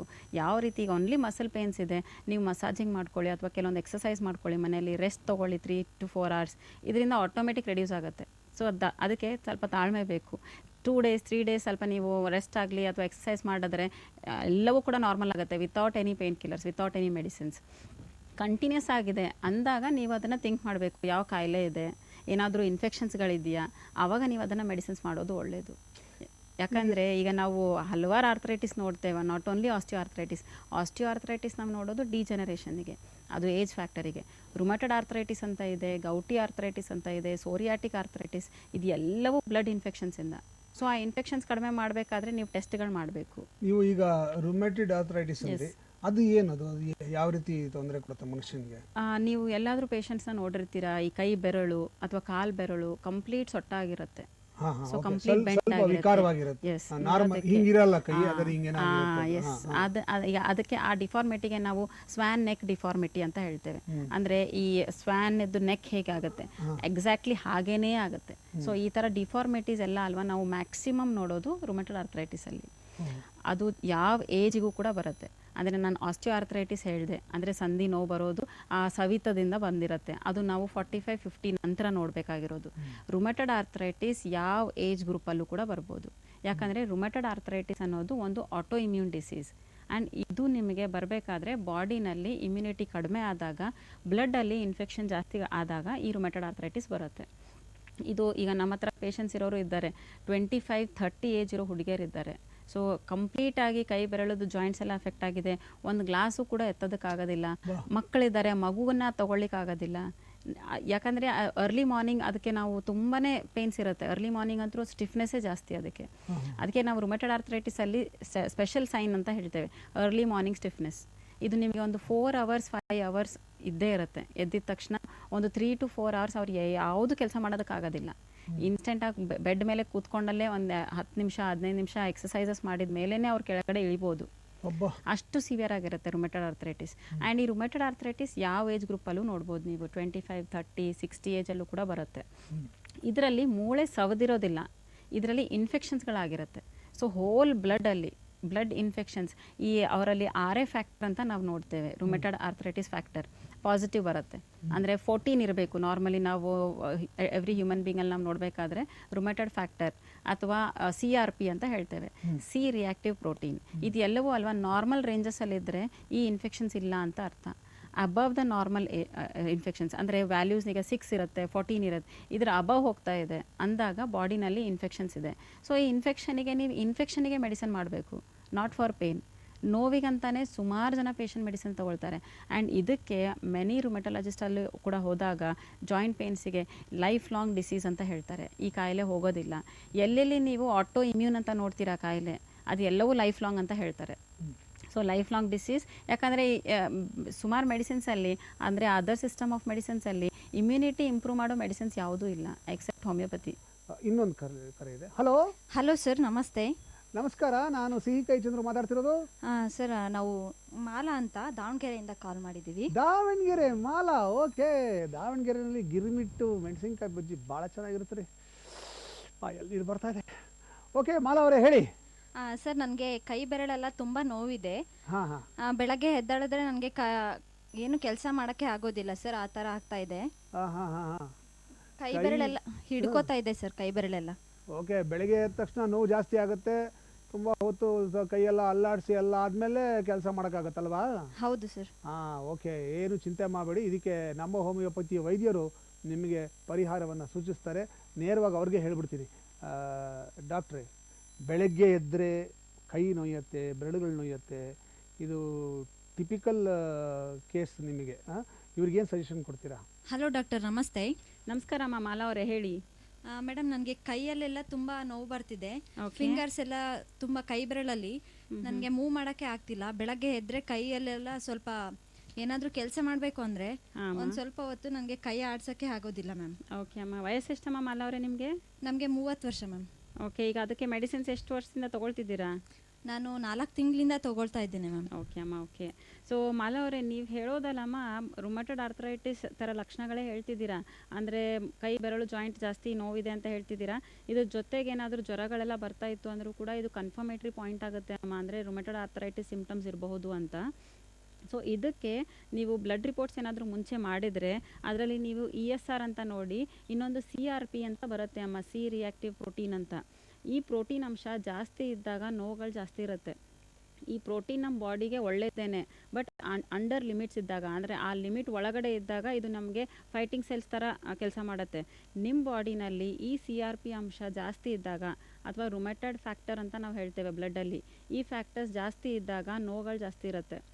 ಹಾಗಾಗಿ ಮಾಲಾ ಅವರೇ, ನೀವು ರಿಪೋರ್ಟ್ಸ್ ಮಾಡಿದರೆ ಅದರಲ್ಲಿ ಖಂಡಿತವಾಗ್ಲೂ ಇದನ್ನು ನೋಡಿ, CRP, RA levels, ASLO reports ಅಂತ ಬರುತ್ತೆ.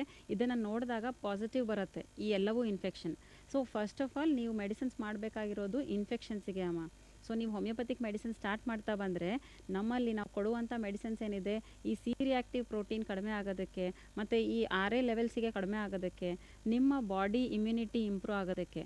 ಯಾಕಂದರೆ ರುಮಟೆಡ್ ಆರ್ಥರೈಟಿಸ್ ಅನ್ನೋದು ಆಟೋ ಇಮ್ಯೂನ್ ಕಾಯಿಲೆ, ಅಂದರೆ ನಿಮ್ಮ ರೋಗ ನಿರೋಧಕ ಶಕ್ತಿ ತುಂಬ ಕಡಿಮೆ ಆಗಿರೋದ್ರಿಂದ ಈ ಕಾಯಿಲೆ ಬರುತ್ತೆ. ಸೊ ಇದಕ್ಕೆ ಸಂಪೂರ್ಣವಾಗಿ ಗುಣ ಆಗಬೇಕು ಅಂತಂದರೆ ನಿಮ್ಮ ಇಮ್ಯುನಿಟಿ ಸೆಲ್ಸ್ ಏನಿದೆ, ನಿಮ್ಮ ಬಿಳಿ ರಕ್ತ ಕಣಗಳೇನಿದೆ, ಇದು ಇಂಪ್ರೂವ್ ಆಗ್ತಾ ಬಂದರೆ CRP ಲೆವೆಲ್ಸು, RA ಲೆವೆಲ್ಸು ಇದು ಎಲ್ಲವೂ ಕಡಿಮೆ ಆಗುತ್ತೆ ಅಮ್ಮ. ಸೊ ಹಾಗಾಗಿ ಮಾಲಾ ಅವರೇ, ಮೆಡಿಸಿನ್ಸ್ ಮಾಡಬೇಕಾಗಿರೋದು ಇನ್ಫೆಕ್ಷನ್ಸಿಗೆ, ನೋವಿಗಲ್ಲ. ಸೊ ಹಾಗಾಗಿ ಒಂದ್ಸತಿ ಬಂದು ಭೇಟಿ ಮಾಡಿ ಅಮ್ಮ. ರಿಪೋರ್ಟ್ಸ್ ಕೂಡ ನನಗೇನು ಬೇಕಾಗುತ್ತೆ ನಾನು ಹೇಳ್ತೇನೆ, ನಂತರ ನೀವು ಮೆಡಿಸಿನ್ ಸ್ಟಾರ್ಟ್ ಮಾಡಿ ಕಂಪ್ಲೀಟಾಗಿ ವಾಸಿನೂ ಆಗುತ್ತೆ. ಓಕೆ ಡಾಕ್ಟರ್, ಖಂಡಿತವಾಗಿ ಬಂದು ಭೇಟಿ ಮಾಡ್ತೀವಿ. ಸರಿ ಅಮ್ಮ, thank you. Thank you ma'am. ಗೊತ್ತಾಯ್ತಲ್ಲ ಏನು ಮಾಡಬೇಕು ಅಂತ? ಹಾಂ ಸರ್, ಗೊತ್ತಾಯಿತು. ಓಕೆ, ನೀವು ಬನ್ನಿ, ನಮ್ಮ ಹೋಮಿಯೋಪತಿ ವೈದ್ಯರನ್ನು ಭೇಟಿ ಮಾಡಿ, ಅವರು ಕೊಡುವ ಔಷಧಿಗಳನ್ನು ಸರಿಯಾಗಿ ತಗೊಳ್ಳಿ, ಅವ್ರು ಹೇಳುವ ಪಥ್ಯವನ್ನು ಮಾಡಿ, ಅವ್ರು ಹೇಳುವ ಎಕ್ಸಸೈಸ್ಗಳನ್ನು ಮಾಡಿ. ಓಕೆ, ಆರೋಗ್ಯದ ಕಡೆ ಜಾಸ್ತಿ ಗಮನ ಕೊಡಿ, ಆಗ ನಿಮ್ಮ ಆರೋಗ್ಯ ಸಂಪೂರ್ಣವಾಗಿ ಗುಣವಾಗುತ್ತೆ. ನೀವು ಎಲ್ಲರ ಥರ ಆರಾಮವಾಗಿ ಬೆಳಗ್ಗೆ ಎದ್ದು ಜೋಶಲ್ಲಿ ಕೆಲಸ ಮಾಡ್ಬೋದು. ಆಗ್ಬೋದಾ? ಹೌದು ಸರ್, ಆಗ್ಬೋದು. ಒಂದ್ಸರಿ ಬಂದು ಭೇಟಿ ಮಾಡ್ತೀವಿ sir. Okay, thank you for calling. Okay sir, thank you sir. ಹೋಮಿಯೋಪತಿಗೆ ಬಂದು, ನಮ್ಮ ಹೋಮಿಯೋಪತಿಗೆ ಬಂದು ಟ್ರೀಟ್ಮೆಂಟ್ ತಗೊಂಡ್ರೆ ಈ ಲೈಫ್ ಲಾಂಗ್ ಅಂತ ಹೇಳಿದ್ರೆ ಅದಿರೋದಿಲ್ಲ, ಇರೋದೇ ಇಲ್ಲ, ವಾಸಿ ಆಗ್ಬಿಡುತ್ತೆ. ಕಂಪಲ್ಸರಿ ವಾಸಿ ಇನ್ನೇನು ಆಗುತ್ತೆ. ಬೇಕು ನಿಮಗೆ? ಸೊ ನಿಮ್ಗೆ ಆ ಸಮಸ್ಯೆ ಇದ್ರೆ ನಮ್ಮ ಹೋಮಿಯೋಪತಿಗೆ ಬಂದು ನೀವು ಆ ಟ್ರೀಟ್ಮೆಂಟ್ನ ತಗೊಳ್ಳಿ. ಈಗ ಇನ್ನೊಂದೇನೆಂದರೆ, ನಮ್ಮ ದೇಹದಲ್ಲಿ ನಮ್ಮ ಪೋಸ್ಚರು, ನಾವು ಕೂಡುವ ರೀತಿ, ನಾವು ನಡೆಯುವ ರೀತಿ, ನಾವು ನಿಂತ್ಕೊಳ್ಳೋ ರೀತಿ, ಇದನ್ನೆಲ್ಲ ಡಿಸೈಡ್ ಮಾಡೋದು ನಮ್ಮ ಬ್ಯಾಕ್ ಬೋನ್, ಸ್ಪೈನಲ್ ಕಾರ್ಡ್ ಅಲ್ವಾ? ಈ ಸ್ಪೈನಲ್ ಕಾರ್ಡ್ ಗಟ್ಟಿಗಿದ್ರೆ ಮನುಷ್ಯ ಕರೆಕ್ಟಾಗಿ ಒಂದು ಸ್ಟ್ರಕ್ಚರ್ ಕಾಣಿಸುತ್ತೆ. ವಯಸ್ಸಾಗ್ತಾ ಆಗ್ತಾ ಅದು ಬಹಳ ಜನ ನೋಡ್ತೀವಿ ಬರ್ತಾರೆ ಅವರು, ಬಿಕಾಸ್ ಸ್ಪೈನಲ್ ಕಾರ್ಡ್ ವೀಕ್ ಆಗ್ತಾ ಹೋಗುತ್ತೆ. ಈ ಸ್ಪೈನಲ್ ಕಾರ್ಡ್ಗೆ, ಅಲ್ಲಿರ್ತಕ್ಕಂಥ ಮೂಳೆಗೆ ಬರ್ತಕ್ಕಂಥ ಸಮಸ್ಯೆಗಳೇನಿರ್ಬೋದು, ಅಂದ್ರೆ ಯಂಗ್ ವಯಸ್ಸಲ್ಲೇ ನಾವು ನೋಡ್ತೀವಿ ಲೋ ಬ್ಯಾಕ್ ಏಕ್ ಅಂತಾರೆ, ಅದು ಬಹಳ ಕಾಮನ್ ಆಗ್ಬಿಟ್ಟಿದೆ ಇವಾಗ ಲೋ ಬ್ಯಾಕ್ ಏಕ್ ಅನ್ನೋದು. ಆಮೇಲೆ ಎಸ್ಪೆಷಲಿ ಹೆಣ್ಮಕ್ಳಿಗೆ ತುಂಬಾ ಬರುತ್ತೆ ಲೋ ಬ್ಯಾಕ್ ಏಕ್. ಸೊ ಸ್ಪೈನಲ್ ಕಾರ್ಡ್ ಎಷ್ಟು ಇಂಪಾರ್ಟೆಂಟು ಮತ್ತು ಅದಕ್ಕೆ ಬರ್ತಕ್ಕಂಥ ಸಮಸ್ಯೆಗಳೇನು, ಅದರಲ್ಲೂ ಆರ್ಥರೈಟಿಸ್ ಏನಾದ್ರು ಬರುತ್ತಾ ಎಸ್ ಅನ್ನೋದು? ಬರುತ್ತೆ ಅದಕ್ಕೆ ಆರ್ಥರೈಟಿಸ್ ಅಂತ ನಾವು ಹೆಸರು ಹೇಳೋದಿಲ್ಲ. ಬಟ್ ಈಗ ನಾವು ಯಾವ ರೀಜನಿಗೆ ಎಫೆಕ್ಟ್ ಆಗಿದೆ, ಈಗ ನೀವು ಕತ್ತು ಭಾಗ ತಗೊಂಡ್ರೆ ಅಲ್ಲಿ ನಿಮಗೆ 7 ಸರ್ವೈಕಲ್ ಬೋನ್ಸ್ ಇವೆ. ಥೊರಾಸಿಕ್ ಅಂತ ನೋಡಿದ್ರೆ 12 ಬೋನ್ಸ್ ಇವೆ. ಮತ್ತು ನೀವು ಲಂಬಾರ್ ಅಂತ ನೋಡ್ತೀರಾ, ಸುಮಾರು ಜನ ಇದು ಕಾಮನ್ ಆಗಿ ಕೇಳಿರ್ತಾರೆ. ಲೋ ಬ್ಯಾಕ್ ಪೇನ್ ಅಂತ ನೀವೇನು ಹೇಳಿದ್ರಿ, ಇದು ಮೋರ್ ಆಫ್ ಬ್ಯಾಕ್ ಪೇನ್ ಅಂದರೆ ಲಂಬಾರ್ ರೀಜನಿಗೆ. ಸೊ L4 L5 ಅಂತ ಹೇಳ್ತೇವೆ, ಅಂದರೆ 1 2 3 4 5 ಅಂತ ಇರಿ. ಎಲ್ಲ ಮೂಳೆಗೂ ಕೂಡ ಸ್ಪೈನ್ ಬೋನ್ಸ್ ಅಂತ ನಾವು ಹೇಳ್ತೇವೆ ಇದನ್ನು. ಸೊ ಈ ಸ್ಪೈನ್ ಬೋನ್ಸ್ ಅಥವಾ ವರ್ಟಿಬ್ರಲ್ ಕಾಲಮ್, ವರ್ಟಿಬ್ರಾಸ್ ಅಂತ ನಾವು ಹೇಳೋದು. ಸೊ ಬೆನ್ನು ಹುರಿ ಎಷ್ಟು ಇಂಪಾರ್ಟೆಂಟ್ ಇದೆ ಅಂದರೆ, ನಿಮ್ಮ ಒಳಗಡೆ ಇರೋ ಆರ್ಗನ್ಸ್ ಎಲ್ಲವೂ ಸೇಫ್ ಆಗಿದೆ ಇವತ್ತು ಅಂದರೆ ಅದು ಬೆನ್ನು ಹುರಿಯಿಂದಾನೇ ಅಂತ ಹೇಳ್ಬೋದು. ಯಾಕಂದರೆ ಇದು ಕಂಪ್ಲೀಟ್ ಸ್ಟ್ರಕ್ಚರ್ ಏನು ಕೊಡ್ತಿದೆ, ಒಳಗಡೆ ನೀವು ಏನೆಲ್ಲ ಇದೆ ನಿಮ್ಮ ಬಾಡಿ ಒಳಗಡೆ, ಹೊಟ್ಟೆ ಆಗ್ಬೋದು ಅಥವಾ ಕರಳು, ಕಿಡ್ನೀಸ್ ಆಗ್ಬೋದು, ಪ್ಯಾಂಕ್ರಿಯಾಸ್, ಲಿವರ್ ಆಗ್ಬೋದು, ಹಾರ್ಟ್ ಮತ್ತು ಶ್ವಾಸ, ಇದು ಎಲ್ಲವೂ ಆರ್ಡರಲ್ಲಿ ಕೆಲಸ ಮಾಡ್ತಿದೆ ಅಂತಂದರೆ ಓನ್ಲಿ ಬಿಕಾಸ್ ಆಫ್ ನಮ್ಮ ವರ್ಟಿಬ್ರಾ. ಸೊ ಈ ಸ್ಪೈನ್ ಬೋನ್ ಅಷ್ಟು ಇಂಪಾರ್ಟೆಂಟ್ ಆಗಿರೋದು. ಅದಕ್ಕೆ ಅಲ್ವಾ ಸ್ಪೈನ್ ಏನು ತೋರಿಸುತ್ತೆ ನಿಮ್ಮದು ಅಂತಂದರೆ, ನಿಮ್ಮ ಬಾಡಿ ಸ್ಟ್ರಕ್ಚರ್ ಒಳಗಡೆ ಮೆಟಬಾಲಿಸಮ್ ಎಷ್ಟು ಚೆನ್ನಾಗಿ ಹೋಗ್ತಿದೆ ಅಂತ ನಿಮ್ಮ ಸ್ಪೈನೇ ಹೇಳುತ್ತೆ.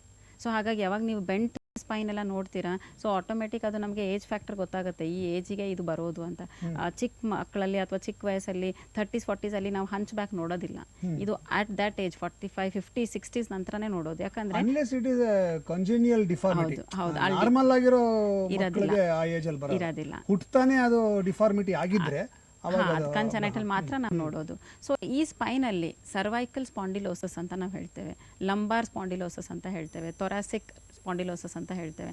ಮೇಜರ್ ನಾವು ನೋಡೋದು, ನೀವು ಹೇಳ್ದಾಗೆ ಅತಿ ಹೆಚ್ಚು ಫೀಮೇಲ್ಸಲ್ಲಿ ನಾವು ನೋಡೋದೇ ಬ್ಯಾಕ್ ಪೇನ್ ಅಂತ ಹೇಳ್ತೇವೆ. ಸೊ ಈ ಲಂಬಾರ್ ರೀಜನ್ ಏನಿದೆ, ನಮ್ಮ ಬಾಡಿ ವೇಟ್ ಬೀಳೋದು ಈ ರೀಜನಿಗೆ.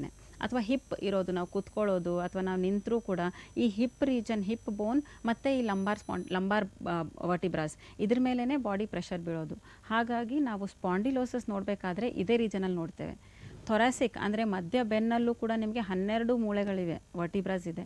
ಬಟ್ ಅಲ್ಲಿ ನಿಮಗೆ ಸ್ಪಾಂಡಿಲೋಸಿಸ್ ತುಂಬ ಕಡಿಮೆ. ಯಾಕಂದರೆ ಸೆಂಟರ್ ಬ್ಯಾಕ್ ಏನಿದೆ, ನಿಮ್ಮ ಬಾಡಿ ವೇಟ್ ಬೀಳೋದಿಲ್ಲ. ಅದೇ ನೀವು ನೆಕ್ ಪಾರ್ಟ್ ತೊಗೊಳ್ಳಿ, ಕತ್ತದ್ದು. ಸೊ ಕತ್ತು ನಿಮಗೆ ಮೂವ್ಮೆಂಟ್ ಎಲ್ಲ ಕಡೆ ಆಗಬೇಕಾದ್ರೆ ಕತ್ತು ಮೇಲೇ ಪ್ರೆಷರ್ ಬೀಳೋದು. ಹಾಗಾಗಿ ಲಂಬಾರ್ ಸ್ಪಾಂಡಿಲೋಸಿಸ್, ಸರ್ವೈಕಲ್ ಸ್ಪಾಂಡಿಲೋಸಿಸ್ ತುಂಬ ಹೆಚ್ಚು. 80 to 90% ವರ್ಟಿಬ್ರಾ ನಾವು ಇನ್ಫೆಕ್ಷನ್ಸ್ ನೋಡಬೇಕಾದ್ರೆ, ವರ್ಟಿಬ್ರಾ ಕಾಮನ್ ನಮಗೆ ಡಿಸೀಸಸ್ ನೋಡಬೇಕಾದ್ರೆ ಸರ್ವೈಕಲ್ ಸ್ಪಾಂಡಿಲೋಸಿಸ್, ಲಂಬಾರ್ ಸ್ಪಾಂಡಿಲೋಸಿಸ್ ಅಂತ ಹೇಳ್ತೇವೆ. ಹೋಮಿಯೋಪತಿಕ್ ಮೆಡಿಸಿನ್ಸಲ್ಲಿ ನಿಮಗೆ ನಾವು ಮೆಡಿಸಿನ್ಸ್ ಕೊಡ್ತಾ ಹೋದರೆ ಈ ಹರ್ನಿಯೇಷನ್ ಏನಾಗಿದೆ ಕಂಪ್ಲೀಟಾಗಿ ನಾರ್ಮಲ್ ಬರುತ್ತೆ. ಹೇಗೆ ಅಂದರೆ, ನಿಮಗೆ ಡಿಸ್ಕ್ ಬಲ್ಜಿಂಗ್ ಏನಿದೆ, ಬಲ್ಜ್ ಅಂತ ನಾವು ಹೇಳ್ತೇವೆ, ಅಲ್ಲಿ ಊತ ಬಂದಿರುತ್ತೆ, ಆ ಊತ ಕಡಿಮೆ ಆಗ್ತಾ ಬರಬೇಕು. ಕುಷನ್ ಮೇಲೆ ನಿಮಗೆ ಭಾರ ಬೀಳೋದು ಕಡಿಮೆ ಆಗಬೇಕು. ಆ ಕುಷನ್ ಮಧ್ಯದಲ್ಲೇ ನಿಮಗೆ ನರಗಳು ಹೋಗೋದು, so to the brain. So ನಿಮಗೆ ಪ್ರತಿಯೊಂದು ನೋವು ಅಥವಾ ಏನೋ ಒಂದು ಎತ್ತಬೇಕು, ನೀವು ಏನೋ ಎನಿಥಿಂಗ್ ಪೆನ್ ಬರಿಬೇಕಾದ್ರೂ ಈ ಸ್ಟಿಮ್ಯುಲಸ್ ಏನಿದೆ ಬ್ರೈನಿಗೆ ಹೋಗೋದು. So through cervical spinal nerves ಅಂತಲೇ ಹೇಳ್ತೇವೆ. ಸೊ ಸ್ಪೈನಲ್ಲೇ ನಿಮಗೆ ನರ್ವ್ಸ್ ತುಂಬ ಕಂಡಕ್ಷನ್ಸ್ ಜಾಸ್ತಿ. ಹಾಗಾಗಿ ನಿಮಗೆ ಪೇನ್ ಸೆನ್ಸೇಷನ್ ಗೊತ್ತಾಗೋದು, ಟಚ್ ಸೆನ್ಸೇಷನ್ ಗೊತ್ತಾಗೋದು, ಇದೆಲ್ಲವೂ ಸ್ಪೈನಲ್ ನರ್ವ್ಸ್ ಅಂತ ಹೇಳ್ಬೋದು. ಸೊ ಈ ಸ್ಪೈನಲ್ ನರದ ಮೇಲೇ ನಿಮಗೆ ಕಾಂಪ್ರೆಷನ್ ಬೀಳ್ತಿದೆ ಅಂದಾಗ, ಅದಕ್ಕೆ ಸರ್ವೈಕಲ್ ಪೇಷಂಟ್ಸಿಗೆ ಸರ್ವೈಕಲ್ ಸ್ಪಾಂಡಿಲೋಸಿಸ್, ಲಂಬಾರ್ ಸ್ಪಾಂಡಿಲೋಸಿಸ್ ಪೇಷಂಟ್ಸಿಗೆ ಕೈ ಜೋಮು ಅಂತ ಜಾಸ್ತಿ ಹೇಳ್ತಾರೆ, ಕೈ ಎತ್ತೋದಕ್ಕೆ ಬರೋದಿಲ್ಲ ಅಂತ ಹೇಳ್ತಾರೆ, ಕೈ ನೋವು ಜಾಸ್ತಿ ಇದೆ, ಓನ್ಲಿ ಒನ್ ಸೈಡೆಡ್ ನೋವು ಅಂತ ಹೇಳ್ತಾರೆ. ಸಯಾಟಿಕಾ ಪೇನ್ ಅಂತ ಕೇಳಿರ್ತೀರ, ಒಂದೇ ಕಾಲಲ್ಲಿ ನೋವು ಬರೋದು. ಸೊ ಬೆನ್ನು ಹುರಿಯಿಂದ ಕೆಳಗಡೆ, ಬೆನ್ನು ಇಂದ ನಿಮಗೆ ಕೆಳಗಡೆ ಪಾದದವರೆಗೂ ಕೂಡ ನೋವು ಅಂತ ಹೇಳ್ತಾರೆ. ಇದಕ್ಕೆ ನಾವು ಸಯಾಟಿಕಾ ಪೇನ್ ಅಂತ ಹೇಳ್ತೇವೆ. ಅಲ್ಲಿ ಸಯಾಟಿಕ್ ನರ ಇರುತ್ತೆ, ಆ ನರಕ್ಕೆ ಪ್ರೆಷರ್ ಹಾಕೋದು. ಸೊ ಪ್ರೆಷರ್ ಏನಕ್ಕೆ ಬೀಳ್ತಿದೆ, ನಿಮ್ಮ ಸ್ಪೈನ್ ಬಲ್ಜಿಂಗಿಂದ, ಡಿಸ್ಕ್ ಬಲ್ಜಿಂಗಿಂದ. ಸೊ ಆ ಡಿಸ್ಕ್ ಬಲ್ಜಿಂಗ್ ಕಡಿಮೆ ಆಗ್ತಾ ಬಂದರೆ ನರದ ಮೇಲೆ ಕಾಂಪ್ರೆಷನ್ಸೇ ಆಗೋದಿಲ್ಲ. ಸೊ ಕಾಂಪ್ರೆಷನ್ ಆಗ್ತಿಲ್ಲ ಅಂದರೆ ನಿಮಗೆ ಪೇನ್ ಬರೋದಿಲ್ಲ. ಪ್ಯಾರಸ್ಥೇಷಿಯಾ ಅಂತ ಹೇಳ್ತೇವೆ, ಎಸ್ಥೇಷಿಯಾ ಅಂತ ಹೇಳ್ತೇವೆ, ಅಂದರೆ ನಮ್ನೆಸ್ ಆಗಿಬಿಡುತ್ತೆ, ಸುಂದಾಗ್ಬಿಡೋದು. ಸೊ ಸ್ವಲ್ಪ ಹೊತ್ತು ನೀವು ಕುತ್ಕೊಂಡಿದ್ದೀರಾ ಅಂದರೆ ಕಾಲು ಕಂಪ್ಲೀಟಾಗಿ ಸುಂದಾಗ್ಬಿಡುತ್ತೆ, ಮೂವ್ಮೆಂಟ್ ಮಾಡೋದಕ್ಕಾಗೋದಿಲ್ಲ. ಇದು ಎಲ್ಲವೂ ನಾವು ಸರ್ವೈಕಲ್ ಸ್ಪಾಂಡಿಲೋಸಿಸ್, ಲಂಬಾರ್ ಸ್ಪಾಂಡಿಲೋಸಿಸ್ ಪೇಷಂಟ್ಸಲ್ಲಿ ನೋಡ್ತೇವೆ. ಇನ್ನೊಂದು ಕರೆ ಇದೆ. ಹಲೋ ಹಲೋ ಸರ್, ನಮಸ್ಕಾರ. ನಾನು ಸಿ ಕೈ ಚಂದ್ರು ಮಾತಾಡ್ತಿರೋದು. ನಮಸ್ತೆ ಸರ್, ನಾನು ಆಶಾ ಅಂತ ಮಾತಾಡೋದು ಬೆಳಗಾವಿಂದ. ಆಶಾ ಫ್ರಮ್ ಬೆಳಗಾಂ ತುಂಬ ಭಾಳ ಚೆನ್ನಾಗಿರುತ್ತೆ ರೀ. ಹೌದು ಸರ್, ಬನ್ನಿ ಒಂದ್ಸಲ ಬೆಳಗಾವಿಗೆ, ಬನ್ನಿ ಒಂದ್ಸಲ ಬೆಳಗಾವಿಗೆ ಸರ್. ಡೆಫಿನೆಟ್ ಆಗಿ ಬರ್ತೀನಿ, ನಾನು ಆವಾಗ ಬೆಳಗಾಂ ಬರ್ತಾ ಇರ್ತೀನಿ. ಹೇಳಿ ಆಶಾ ಅವರೇ. ಇದು ಸರ್, ಕಾಲು ಬೆರಳು ಕೈ ಬೆರಳು ಫೋಲ್ಡ್ ಮಾಡೋಕ್ಕಾಗಲ್ಲ, ಮೂವ್ ಮಾಡೋಕ್ಕಾಗಲ್ಲ, ಬೆಳಿಗ್ಗೆ ಕೆಲಸ ಮಾಡಕ್ ಆಗಲ್ಲ. ಅದಕ್ಕೆ ಕೇಳೋಣ ಅಂತ. ಹೌದಾ? ಓಹೋ, ಕೈ ಬೆರಳುಗಳು ಕಾಲು ಬೆರಳುಗಳು ಸ್ಟಿಫ್ ಆಗಿಬಿಡುತ್ತೆ, ಬೆಳಗ್ಗೆ ಮೂವ್ ಮಾಡೋಕ್ಕಾಗಲ್ಲ, ಕೆಲಸ ಮಾಡೋಕ್ಕಾಗಲ್ಲ, ಸ್ಟಕ್ ಆಗಿಬಿಡ್ತಾವೆ ಹಂಗಂಗೆ. ಓಹೋ, ಏನು ಚಿಂತೆ ಮಾಡಬೇಡ್ರಿ, ನಮ್ಮ ಹೋಮಿಯೋಪತಿ ವೈದ್ಯರು ನಿಮಗೆ ಅದಕ್ಕೆ ಪರಿಹಾರವನ್ನು ಕೊಡ್ತಾರೆ. ಹೇಳಿ, ಈ ಬೆಳಗ್ಗೆ ಎದ್ದು ಕೈ ಬೆರಳುಗಳು ಕಾಲು ಬೆರಳುಗಳು ಸ್ಟಿಫ್ ಆಗೋದು ಟಿಪಿಕಲ್ ಕೇಸ್ ಆಫ್ ರುಮ್ಯಾಟಿಡ್ ಆರ್ಥರೈಟಿಸ್ ಅನ್ಸುತ್ತಲ್ವ? ಇದಕ್ಕೆ ನಮ್ಮ ಹೋಮಿಯೋಪತಿಯಿಂದ ನೀವೇನು ಅವರಿಗೆ ಟ್ರೀಟ್ಮೆಂಟ್ ಕೊಡ್ತೀರಾ? ಹೇಳಿ ಅಮ್ಮ, ಏನು ಸಮಸ್ಯೆ ಆಗ್ತಿದೆ ನಿಮಗೆ? ಮೇಡಮ್ ನನ್ಗೆ ಕಾಲು ಕೈಗಳು ಬೆಳಗ್ಗೆ ಎದ್ದು ಫೋಲ್ಡ್ ಮಾಡಕ್ ಬರಲ್ಲ, ಮೂವ್ ಮಾಡಕ್ ಆಗಲ್ಲ, ಕೆಲಸ ಮಾಡಕ್ ಆಗಲ್ಲ ಮೇಡಮ್. ಓಕೆ ಅಮ್ಮ. ಮತ್ತೆ ಕೈಗಳು ಬಾರೋ ಕೆಲಸ, ಪಾತ್ರೆ ತೊಳೆದು ಬಟ್ಟೆ ತೊಳೆದು ಬೆರಳು ಬಿಡಿಸಕ್ ಆಗಲ್ಲ ಮೇಡಮ್, ತೊಂದ್ರೆ ಆಗ್ತಾ ಇದೆ. ಎಷ್ಟು ವರ್ಷದಿಂದ ಇದೆ ಅಮ್ಮ ಈ ಸಮಸ್ಯೆ? ನನ್ಗೊಂದು 10 ವರ್ಷ ಆಯ್ತು ಮೇಡಮ್. ಓಕೆ ಅಮ್ಮ, ಓಕೆ. ಸರಿ ಅಮ್ಮ, ಈಗ ಅಂದರೆ ನೀವು ಹೇಳ್ತಿರೋದೇನೆಂದರೆ ಬೆರಳುಗಳ ಜಾಯಿಂಟ್ ಪೇನ್ ಆಗ್ತಿದೆ, ಕಾಲಲ್ಲಿ ಅಥವಾ ಮಂಡಿಯಲ್ಲೆಲ್ಲ ನೋವಾಗ್ತಿದೆ ಅಂತ ಹೇಳ್ತಿದ್ದೀರಾ, ಜಾಯಿಂಟ್ಸಲ್ಲಿ. ಹೌದು ಮೇಡಮ್. ಓಕೆ ಅಮ್ಮ. ಸೊ ಇದಕ್ಕೇನಾದರೂ ಮೆಡಿಸಿನ್ಸ್ ಮಾಡ್ತಿದ್ದೀರಾ? ನಾನು ಹೊರಗಡೆ ಅಲೋಪತಿಯಲ್ಲಿ ತೋರಿಸಿದೀನಿ ಮೇಡಮ್. ಅವರು ಅರ್ಥರೈಟಿಸ್ ಅಂತ ಏನು ಹೇಳಿಲ್ಲ. ಇವಾಗ ನಿಮ್ ಪ್ರೋಗ್ರಾಮ್ ನೋಡ್ತಾ ಇದ್ನಲ್ಲ, ಹೌದಮ್ಮ. ನನ್ಗೆ ಅದು ಅಂತ ಗೊತ್ತಾಯ್ತು. ಅದ್ರ ಬಗ್ಗೆ ತಿಳ್ಕೊಳ್ಳೋಣ ಅಂತ ಫೋನ್ ಮಾಡಿದೆ ಮೇಡಮ್. ಖಂಡಿತವಾಗಿ ಗೊತ್ತಿಲ್ಲ. ಓಕೆ ಅಮ್ಮ. ಬಟ್ ಏನು ಗೊತ್ತಾ ಅಮ್ಮ, ಈಗ ನೀವು ಹೇಳ್ತಿರೋದು ಜಾಯಿಂಟ್ ಪೇನ್ಸ್ಗಳೇನಿದೆ ಅಲ್ಲಮ್ಮ, ಅದು ಫೈಬ್ರೋಮಯಾಲಜಿ ಅಂತಲೂ ಹೇಳ್ತೇವೆ. ಬಟ್ ನಿಮ್ಮದು ನಾರ್ಮಲ್ ಆಗಿರೋವಂಥ ನೋವು ಅಲ್ಲಮ್ಮ. ನೀವೇನು ಹೇಳ್ತಿದ್ದೀರಾ ನೋಡಿ, ಕೈ ಬೆರಳು ಮೂಮೆಂಟ್ಸ್ ಮಾಡೋದಕ್ಕೆ ಬರೋದಿಲ್ಲ ಅಂತ ಹೇಳ್ತೀರಾ ನೋಡಿ, ಇದು ರುಮ್ಯಾಟೆಡ್ ಆರ್ಥರೈಟಿಸ್ ಇರ್ಬೋದು ಅಥವಾ ವೈರಲ್ ಆರ್ಥರೈಟಿಸ್ ಕೂಡ ಇರ್ಬೋದು. ಆರ್ಥರೈಟಿಸ್ ಅಂದಾಗಲ್ಲಮ್ಮ, ಜಾಯಿಂಟ್ಗಳಲ್ಲಿ ಇನ್ಫೆಕ್ಷನ್ಸ್ ಆಗ್ತಾ ಬಂದ್ರೇ ಆರ್ಥರೈಟಿಸ್ ಅಂತ ನಾವು ಹೇಳ್ತೇವೆ, ಇನ್ಫ್ಲಮೇಷನ್ ಆಗೋದು. ಸೊ ನಿಮಗೂ ಕೂಡ ಆರ್ಥರೈಟಿಸ್ ಕಂಪ್ಲೇಂಟ್ಸೇ ಇದೆ. ಬಟ್ ಯಾವ ಆರ್ಥರೈಟಿಸ್ ಅಂತ ನಿಮ್ಮ ಬ್ಲಡ್ ರಿಪೋರ್ಟಲ್ಲಿ ಇನ್ನೂ ಕ್ಲಿಯರಾಗಿ ಗೊತ್ತಾಗುತ್ತೆ ಅಮ್ಮ. ಅಂದರೆ ಏನಾದರೂ ಮುಂಚೆ ನಿಮಗೆ ಚಿಕನ್ ಗುನ್ಯಾ ಬಂದಿರಬಹುದು ಅಥವಾ ಡೆಂಗು ಆಗಿರ್ಬೋದು, ಯಾವುದೋ ಸಿಂಪಲ್ ಇನ್ಫೆಕ್ಷನ್ಸ್ ಕೂಡ ಆಗಿರಬಹುದು. ಅದಾದ ನಂತರ ಈ ಜಾಯಿಂಟ್ ಪೇನ್ಗಳು ಸ್ಟಾರ್ಟ್ ಆಗಿದೆ ಅಂದರೆ ಇದನ್ನು ನಾವು ವೈರಲ್ ಆರ್ಥರೈಟಿಸ್ ಅಂತ ಹೇಳ್ತೇವೆ. ಇಲ್ಲ ರುಮ್ಯಾಟೆಡ್ ಆರ್ಥರೈಟಿಸ್ ಅಂದಾಗೂ ಕೂಡ ಈ ಕೈ ಬೆರಳು ನೀವು ಹೇಳ್ದಾಗೆ ಮಡ್ಚೋದಕ್ಕೆ ಬರೋದಿಲ್ಲ, ಏನೂ ಕೂಡ ಕ್ಲೀನ್ ಮಾಡೋದಕ್ಕಾಗೋದಿಲ್ಲ, ಒಂದು ಗ್ಲಾಸು ಕೂಡ ಎತ್ತೋದಕ್ಕಾಗೋದಿಲ್ಲ ಅಂತ ಹೇಳ್ತಾರೆ. ಸೊ ಇದನ್ನು ನಾವು ರುಮ್ಯಾಟೆಡ್ ಆರ್ಥರೈಟಿಸ್ ಅಂತ ಹೇಳ್ತೇವೆ. ಇದು ಎಲ್ಲದಕ್ಕೂ ಕೂಡ ಅಲ್ಲಮ್ಮ, ನಿಮ್ಮ ಕಾರಣ ಇರೋದೇ ನಿಮ್ಮ ರಕ್ತದಲ್ಲಿರೋ ಇನ್ಫೆಕ್ಷನ್. ಸೊ ಹಾಗಾಗಿ ನೀವು ಒಂದ್ಸತಿ ಅಲ್ಲಮ್ಮ ಬಂದು ಭೇಟಿ ಮಾಡಿ, ನಿಮ್ಮ ಕೆಲವೊಂದು ರಿಪೋರ್ಟ್ಸ್ ಹೇಳ್ತೀವಮ್ಮ. ಆ ರಿಪೋರ್ಟ್ಸಲ್ಲಿ ಇನ್ಫೆಕ್ಷನ್ಸ್ ಕಡಿಮೆ ಆಗ್ತಾ ಬಂತು ಅಂದರೆ ಹೋಮಿಯೋಪತಿಕ್ ಮೆಡಿಸಿನ್ಸಿಂದ ನಿಮಗೆ ಸಂಪೂರ್ಣವಾಗಿ ನಿಮಗೆ ಗುಣನೂ ಆಗ್ತೀರಾ, ಇದ್ರ ಕಾಂಪ್ಲಿಕೇಶನ್ಸು ಕೂಡ ಇರೋದಿಲ್ಲ. ಸೊ ರಿಪೋರ್ಟ್ಸು ತುಂಬಾ ಅವಶ್ಯಕತೆ ಇರುತ್ತೆ ಅಮ್ಮ, ನಿಮ್ಮ ಆರ್ಥರೈಟಿಸ್ ಏನು ಕಾರಣಕ್ಕೆ ಬಂದಿದೆ ಅಂತ. ಸೊ ಒಂದ್ಸತಿ ಬಂದು ಭೇಟಿ ಮಾಡಿ ಅಮ್ಮ, ನಿಮಗೆ ಇಂಪ್ರೂವ್ಮೆಂಟ್ಸು ಬರುತ್ತೆ, ಕಾಂಪ್ಲಿಕೇಶನ್ಸು ಅವಾಯ್ಡ್ ಮಾಡ್ಬೋದು. ಆಯ್ತು ಮೇಡಮ್. ನಾನು ಹೊರಗಡೆ ತೋರಿಸಿದ್ದೇನೆ, ನನಗೆ ಇದೆ ಅಂತ ಕಾರಣ ಗೊತ್ತಿರ್ಲಿಲ್ಲ. ಒಂದ್ಸರಿ ಖಂಡಿತ ಬಂದು ಹೋಮಿಯೋಪತಿಗೆ ಭೇಟಿ ಆಗ್ತೀನಿ. ಸರಿ ಅಮ್ಮ, ಬನ್ನಿ ಅಮ್ಮ, ಬನ್ನಿ. ಓಕೆ, ಗೊತ್ತಾಯ್ತಲ್ಲ? ಹಾಂ ಸರ್, ಏನ್ ಗೊತ್ತಾಯ್ತು. ಮಾಡ್ಬೇಕು ನೀವು ಹೇಳಿ? ನಮ್ಮ ವೈದ್ಯಶಾಲೆಗೆ ಒಂದ್ಸಲ ಭೇಟಿ ಕೊಡಬೇಕು. ಬನ್ನಿ, ನಮ್ಮ ಡಾಕ್ಟರ್ನ ಮೀಟ್ ಮಾಡಿ, ಅವರು ನಿಮ್ಮ ಫುಲ್ ಕೇಸ್ ಸ್ಟಡಿಯನ್ನು ಸ್ಟಡಿ ಮಾಡ್ತಾರೆ. ಓಕೆ, ಆಮೇಲೆ ಸರಿಯಾದ ಟ್ರೀಟ್ಮೆಂಟ್ ಕೊಡ್ತಾರೆ. ನಿಮ್ಮ ಸಮಸ್ಯೆಗೆ ಮೂಲ ಕಾರಣ ಏನು, ಆ ಕಾರಣಕ್ಕೆ ಅವರು ಟ್ರೀಟ್ಮೆಂಟ್ ಕೊಡ್ತಾರೆ. ನಿಮ್ಮ ಸಮಸ್ಯೆ ಸಂಪೂರ್ಣವಾಗಿ ನಿವಾರಣೆ ಆಗುತ್ತೆ. ಆಗ್ಬೋದಾ? ಆಗ್ಬೋದು ಸರ್, ಖಂಡಿತ ಒಂದ್ಸಲಿ ವೈದ್ಯಶಾಲೆಗೆ ಹೋಗಿ ಭೇಟಿ ಮಾಡಿ. ಬನ್ನಿ ಬನ್ನಿ. Thank you so much for calling. Thank you sir. ನೀವು ಹೇಳಿದ್ರಿ ಈ ಥರ ಸಮಸ್ಯೆಗಳು ತುಂಬ ಪ್ರೊಲ್ಯಾಪ್ಸ್ ಆಗಿರೋ, ಡಿಸ್ಕ್ ಹೊರಗೆ ಬಂದಿರುವಂಥದ್ದು, ಈ ಥರ ಸಿಚುವೇಶನ್ ಹೆಂಗೆ ಅಂದರೆ ಇದು ಆಪರೇಷನ್ ಮಾಡಿದ್ರೇ ಸರಿ ಹೋಗೋದು, ಇಲ್ಲ ಸರಿ ಹೋಗಲ್ಲ ಅನ್ನೋ ಒಂದು ಭಾವನೆ ಇರುತ್ತೆ. ಅಂಥ ಪೇಷಂಟ್ಸು ನಿಮ್ಮಲ್ಲಿಗೆ ಬರ್ತಾರೆ. ಅಂದರೆ ನಮ್ಮ ಹೋಮಿಯೋಪತಿಗೆ ಬಂದು ಅವರು ನಮಗೆ ಈ ಥರ ಪ್ರಾಬ್ಲಮ್ ಇದೆ, ಆಪರೇಷನ್ ಮಾಡಿಸ್ಕೋಬೇಕಾ ಅಂತ ನಿಮ್ಮ ಅಡ್ವೈಸ್ ತೊಗೊಳ್ತಾರೆ.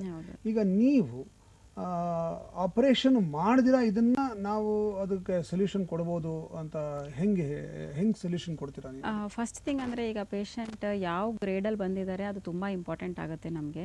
ಸೊ ಲಂಬಾರ್ ಸ್ಪಾಂಡಿಲೋಸಿಸ್ ಇದೆ ಅಥವಾ ಸರ್ವೈಕಲ್ ಸ್ಪಾಂಡಿಲೋಸಿಸ್ ಇದೆ ಅಥವಾ IVDP ಇದೆ, ಯಾವ ಗ್ರೇಡ್ ಇದೆ ಅದು ತುಂಬ ಇಂಪಾರ್ಟೆಂಟ್. ಈಗ ನಾನು ಹೇಳಿದಾಗೆ ಎನಿಸ್ಥೀಶಿಯಾ ಅಂದರೆ ಕಂಪ್ಲೀಟ್ ಬಾಡಿ ನಿಮಗೆ ಎಸ್ಥೀಶಿಯಾ ಗೊತ್ತಾಗ್ತಿಲ್ಲ ಸೆನ್ಸೇಷನ್ ಅಂದಾಗ ಇದು 4th ಗ್ರೇಡ್ ಪೇಷಂಟ್ಸ್ ಇರೋರಿಗೂ ಕೂಡ ಹೋಮಿಯೋಪತಿಕ್ ಮೆಡಿಸಿನ್ಸ್ ಹೆಲ್ಪ್ ಆಗುತ್ತೆ. ಕೆಲವು ಪೇಷಂಟ್ಸಿಗೆ ಟ್ರಾಮಾದಿಂದ, ಇಂಜುರಿಯಿಂದ ಆಗಿರುತ್ತೆ. ಅಥವಾ ಈ ಸ್ಪೈನದ್ದು ಒಂದೇ ಅಲ್ಲ, ನೀವು ಮಂಡಿ ನೋವುದು ತೊಗೊಳ್ಳಿ, ಆಸ್ಟಿಯೋ ಆರ್ಥರೈಟಿಸ್ ಆಗ್ಬೋದು, ರುಮಟೆಡ್ ಆರ್ಥರೈಟಿಸ್ ಆಗ್ಬೋದು, ಅಥವಾ ಗೌಟಿ ಆರ್ಥರೈಟಿಸ್ ಅಂತ ನಾನು ಹೇಳಿದೆ, ಎಲ್ಲಿ ಯೂರಿಕ್ ಆ್ಯಸಿಡ್ ಜಾಸ್ತಿ ಹೋಗಿಬಿಟ್ಟು ಅವರಿಗೆ ಜಾಯಿಂಟ್ ಪೇನ್ ಬಂದಿರುತ್ತೆ. ಇದು ಮೆಟಬಾಲಿಕ್ ಎರರ್. ಸೊ ಯಾವುದೇ ಎರರ್ ಆಗ್ತಿದೆ ಅದನ್ನು ಸರಿಪಡಿಸ್ಬೇಕು ನಾವು. ಬ್ಲಡ್ಡಲ್ಲಿ ಯೂರಿಕ್ ಆ್ಯಸಿಡ್ ಜಾಸ್ತಿ ಹೋಗ್ತಿದೆ, ಆ ಯೂರಿಕ್ ಆ್ಯಸಿಡ್ ಕಡಿಮೆ ತರಿಸ್ಬೇಕು. ಸೇಮ್ ಅದೇ ರೀತಿ ನಿಮಗೆ ಲಂಬಾರ್ ಸ್ಪಾಂಡಿಲೋಸಸಲ್ಲಿ, ಸೊ IVDPಯಲ್ಲಿ, ಸ್ಲಿಪ್ ಡಿಸ್ಕಲ್ಲಿ, ಸೊ ಹರ್ನಿಯೇಷನ್ ಆಗೋದನ್ನು ಅವಾಯ್ಡ್ ಮಾಡ್ತಾ ಬರಬೇಕು. ಫರ್ದರ್ ಈಗ ನೀವು ಸರ್ಜರಿ ಮಾಡ್ತೀರಾ, ಒಂದು ತೊರಾಸಿಗೆ, ಒಂದು ಬೋನಿಗೆ, ಒಂದು ವರ್ಟಿಬ್ರಾಗೆ ಸರ್ಜರಿ ಮಾಡ್ತೀರಾ, ಬಟ್ ನೀವು ಬಾಡಿ ವೇಟು ಅದೇ ಇರುತ್ತೆ, ನೀವು ಮಾಡೋ ಕೆಲಸನೂ ಅದೇ ಇರುತ್ತೆ, ನೀವು ಎಕ್ಸಸೈಸಸ್ಸು ಮಾಡೋದಿಲ್ಲ. ನೆಕ್ಸ್ಟ್ ಇನ್ನೊಂದು ಅದು ಅಬವ್ ದ್ಯಾಟ್ ಇನ್ನೊಂದು ವರ್ಟಿಬ್ರಾ ಇದೆ, ಅದಕ್ಕೆ ಇನ್ಫೆಕ್ಷನ್ ತೋರಿಸುತ್ತೆ, ಮತ್ತು ಪುನಃ ಸರ್ಜರಿ ಹೋಗಬೇಕಾಗತ್ತೆ.